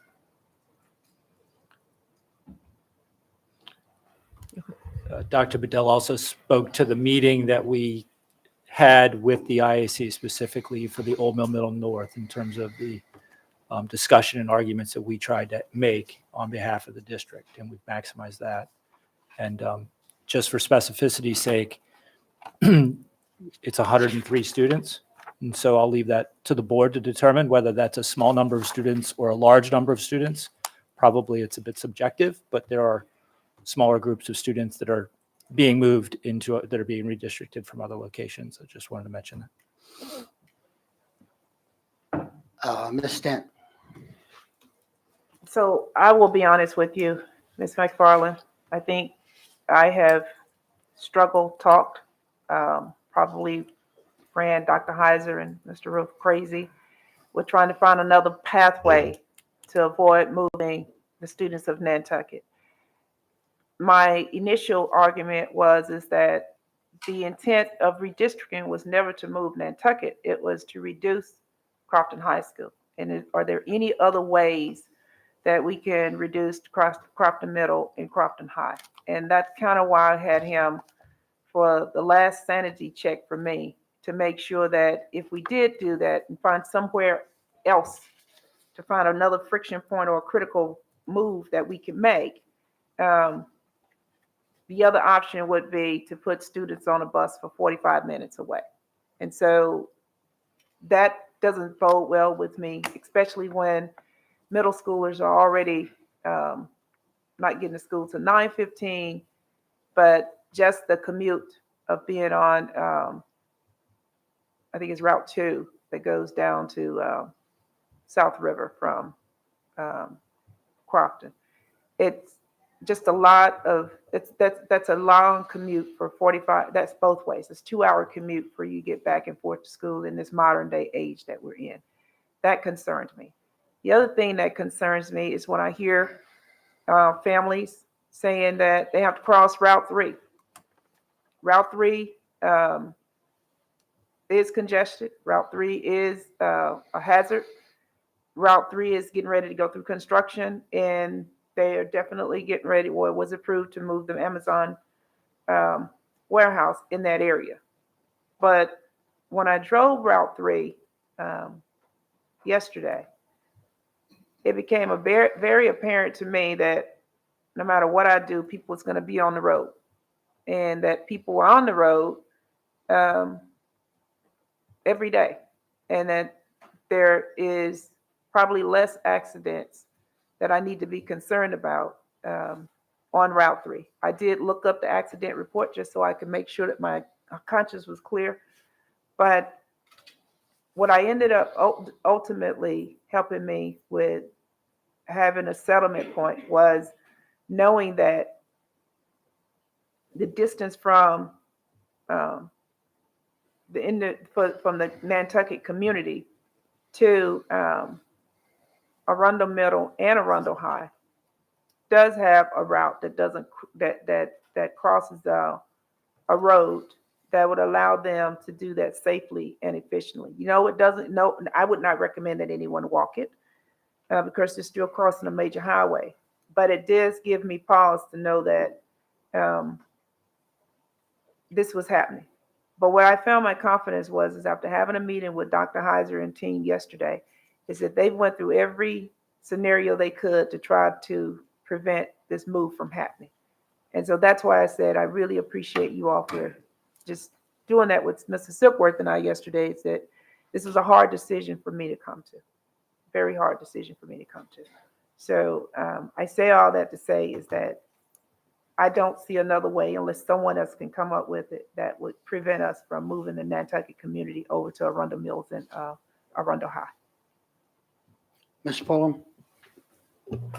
Thank you. I want to go back to the clarification on who will the impact and it's also true that South River High School, it's not just the middle school. Would South River High School be able to get a new building if Crofton High School is over capacity? Again, replacement is different than expansion. So they would count the number of students currently attending, and they would likely tell you that South River High School has to be reduced in size. No, I mean, when you're talking about the having over 100% at Crofton and the capital projects, it was maybe I heard you wrong yesterday but it was my understanding that could hinder the South River High School project. It won't. Won't hinder the South River High School project, but the South River High School project they would likely say your school is too big with the number of excess seats and it being at 75% capacity. Okay, so that would not be an issue. Okay, just making sure. For me, this is really hard because Nantucket, although it is not my district, it buds up to, we're all one family in Crofton. When I looked yesterday and we sat with you with the options, we'd had the other option was cut Crofton cut Crofton, send them down to South County. Then we'd have to move folks from Davidsonville down another move. But there's like multiple moves that happened in order to make that work. And it's a lot of disruption. The commute, as Ms. Dent mentioned, for elementary school students to be on the bus before 7 a.m. is concerning to me. And then I've heard this from every community, the after school sports. That would most likely eliminate those students from that opportunity because when you're taking 45 minutes to get to and from school, you may miss out on some of these sports opportunities.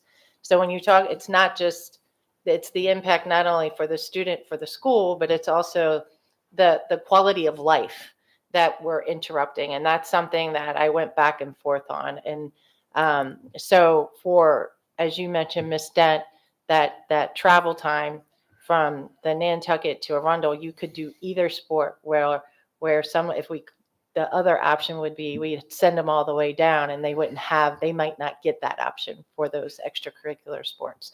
That's something that's also been in the back of my head in terms of the decision-making process. How many people are we going to disrupt for this? And you said it's roughly 70, how many, 79 for Nantucket? 102, okay. All right, thank you. Those are just some of the things that are in the back of my mind and the discussions that we had. And actually, it was the Crofton group that really penetrated that in my head, the extracurricular activities, where some students will not get that if we took the other option. And that's something that they really got to me with that argument. Thank you. Mr. Morgan. Yeah, I just want to backpack off of Ms. Polan's question at the end. And I first want to, thank, I'm sure there's fellow students watching. Thank, all the students, all the Crofton community for, reaching out, speaking with me, meeting with me. I remember there were days that, even after after a soccer game, I went and met with them in their community, which was just great to, see. I'm proud of all those students for, advocating for not only themselves, but for their peers. I'm inspired by that. Question backpacking off Ms. Pullum. So it's 103 Nantucket students, which that's a lot of students. What is the percentages of Nantucket or of Crofton High, Crofton, the numbers, the percentages for the capacities for the schools if we do or if we do not split articulate?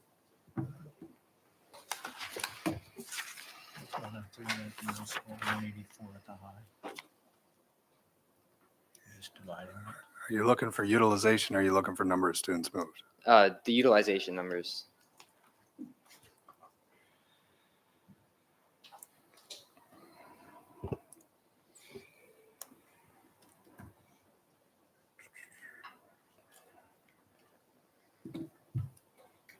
Using the approved utilization at Crofton High School with a split articulation, it would be 101. It's based on 24-25 official enrollments.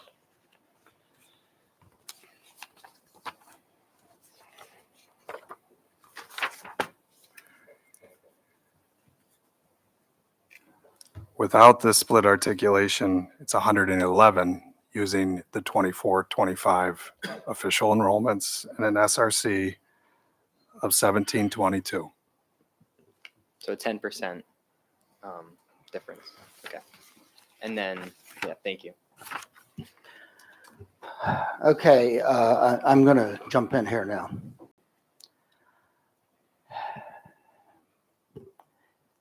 I appreciate everyone's concern. As a 49-year veteran, I always did what was in the best interest of students. And sometimes my decisions, they didn't like. Sometimes they just didn't. I think that what we as a board, what I'm charged to do is to do what is in the best interest of this system as we move forward. Is overcrowding at Crofton real based upon what we just heard, 111%? Yeah, it's real. Data matters. So for quite a few years now, I'm on the Adequate Public Facilities Commission. I've seen data. I've seen it. And the data that I've seen aligns with the data that we are getting. And so I trust our data. Sometimes you have to make decisions with your head. Sometimes you make it with your heart. Yeah, Ms. Dent and I, we did have some discussions about some other options about south part of Crofton sending. Well, I taught for 2 years at Southern Junior High School, and I drove down Route 2, 424 down Route 2 for 2 years. I'm going to suggest to you that that drive is at least as dangerous, if not more dangerous, than the drive on Route 3. So in my mind, I've said it and it's come back. People they recognize that I say it. Redistricting means some students will have to be required to go to different schools. It just so happens that it appears that in this case, it may be the students at Nantucket. Do I feel for them? Do I care for them? Absolutely. But I also know that our students in Anne Arundel County transition every single day. They transition and they do very well. Of course, a great example of that would be what happened in phase one with some of our North County students that transitioned to Glen Burnie. They're doing extremely well. So in my mind, I just feel like the Nantucket move has to take place so that we don't get to 111%. And so I will be in support of Dr. Tobin's motion. All right, I'm not seeing any other lights. Ms. Howe. Is there a light? I'm not seeing you here. The motion. Oh, yeah, motion maker. No, I have no further comments to make. Thank you. Ms. Howe. Dr. Tobin moved to amend Ms. Dent's motion on Board Recommendation 3 to split articulation of Nantucket Elementary School and not maintain the existing matriculation pattern within the Crofton cluster for elementary, middle, and high school. Mr. Morgan? Aye. Ms. Dent? Aye. Dr. Tobin? Aye. Ms. McDermott? Nay. Ms. Pulliam? Aye. Ms. Schallheim? Nay. Ms. McFarland? Nay.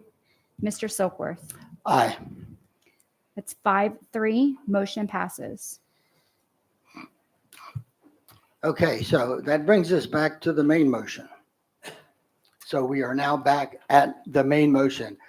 So I'm going to, perhaps we should have that motion read to us for clarity Yes, in its current format. in its current format as amended.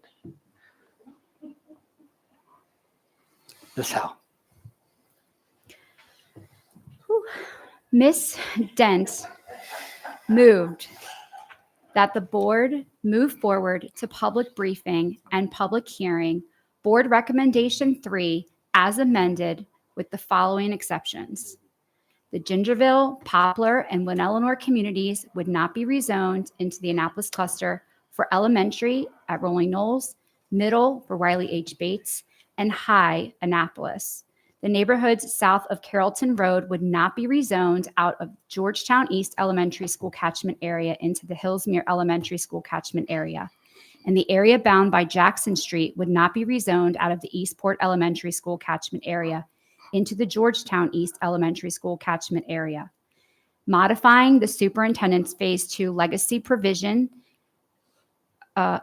student provision as to include junior students entering 11th grade in the 2026-2027 school year. Allow that the area that is proposed for 28 students to be rezoned from Wauchapel Elementary School to Odenton Elementary School as suggested in SR1, SR2, BR1, BR2, and BR3 to remain at Wauchapel Elementary School. Include South River Colony, that the South River Colony remain assigned to Central Elementary School, and retain split articulation of Nantucket Elementary School and not maintain the existing matriculation pattern within the Crofton cluster for elementary, middle, and high school.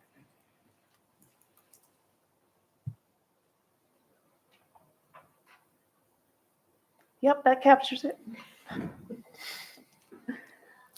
Ms. Schallheim. And yet my confusion continues. So I've heard it now said like 4 different times in different ways about the legacy students. You first said That it not. yes, then it was no. What is it in this one, in That this it not be. iteration? The following exceptions No, don't read all of it, just I'm not. just that one.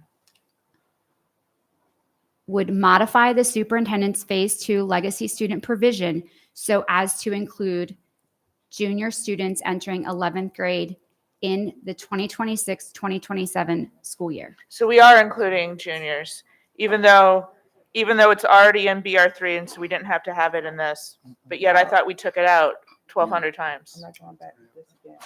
Well, we should, because we're gonna vote on I this. know, but and the then it's gonna- earlier word was the word exception. Yeah, we Right, can, so we that's can why I define thought- it again. We can break out a dictionary. Yeah. You, Ms. Schauheim, please. Don't be pressed, because we can go there. Do you want 11th graders in No, legacy or I do not want 11th graders included in She there. just said that they are included, so that's why I'm confused.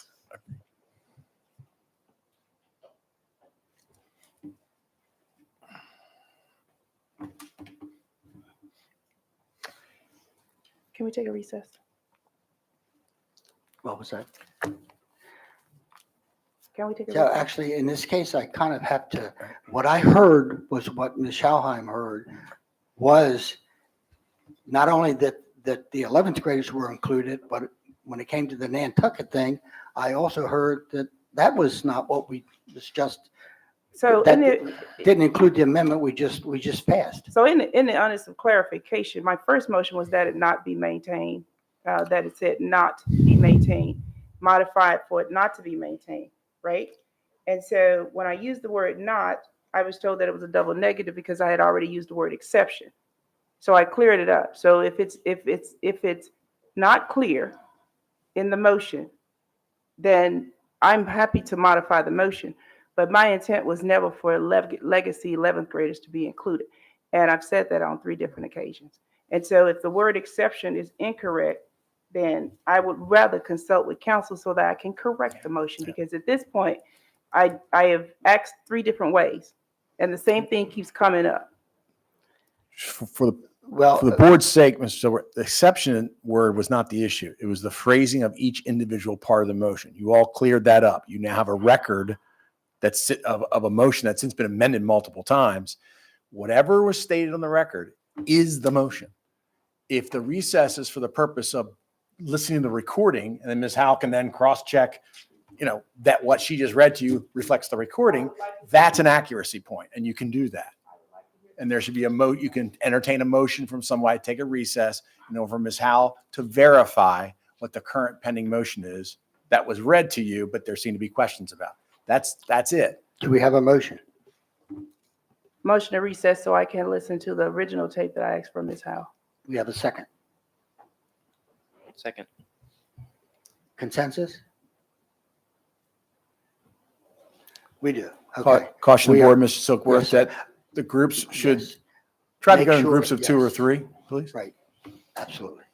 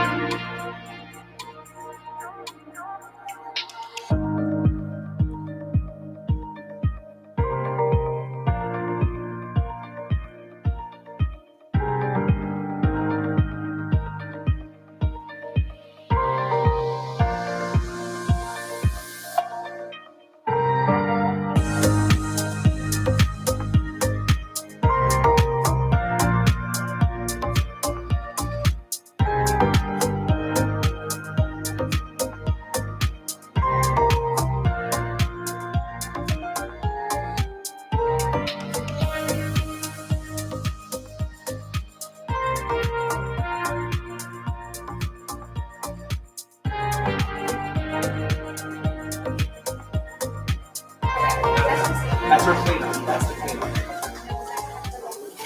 And besides that,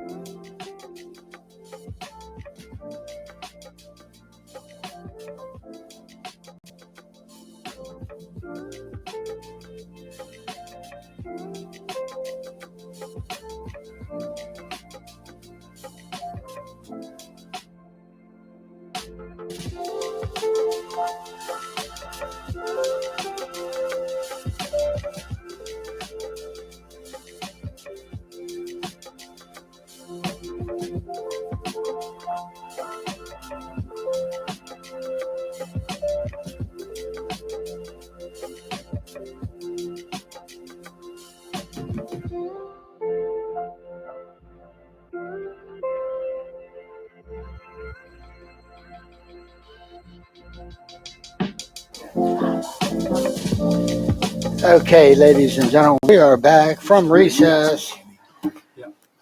So, Ms. Howe.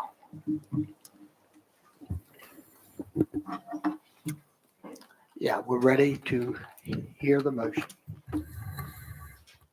Thank you. And just for clarification, at 1 hour, 44 minutes and 23 seconds, we were able to review the footage, and Ms. Dent did use the word not. I will reread the motion to clarify.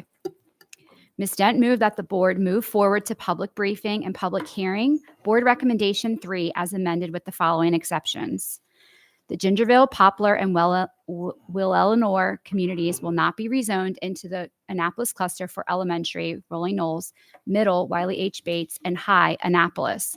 The neighborhood south of Jackson Road would not be rezoned out of the Georgetown East Elementary School catchment area into the Hillsmere Elementary School catchment area, and the area bound by Jackson Street would not be rezoned out of the Eastport Elementary School catchment area into the Georgetown East Elementary School catchment area. Modifying the superintendent's Phase 2 legacy student provision so as to not include junior students entering 11th grade in the 2026-2027 school year. Allow that the area that is proposed for 28 students to be rezoned from Watchapel Elementary School to Odenton Elementary School as suggested in SR1, SR2, BR1, BR2, and BR3 remain at Watchapel Elementary School. Include the South River Colony community that they remain assigned to Central Elementary School. Retain split articulation of Nantucket Elementary School and not maintain the existing matriculation pattern within the Crofton cluster for elementary, middle, and high school.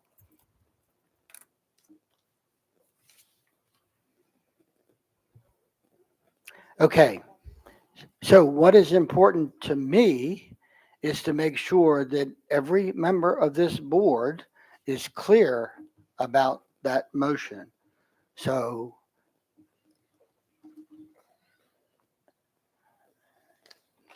does anyone have any questions about the motion or discussion about the motion?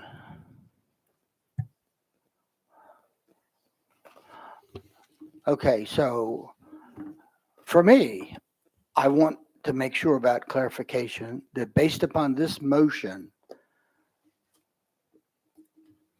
the Nantucket portion, the split portion, will move to Arundel. That is everyone's understanding. Okay, so I'm seeing consensus about that.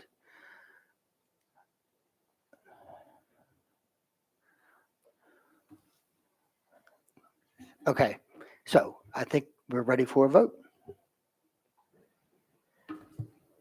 Mr. Morgan, Aye.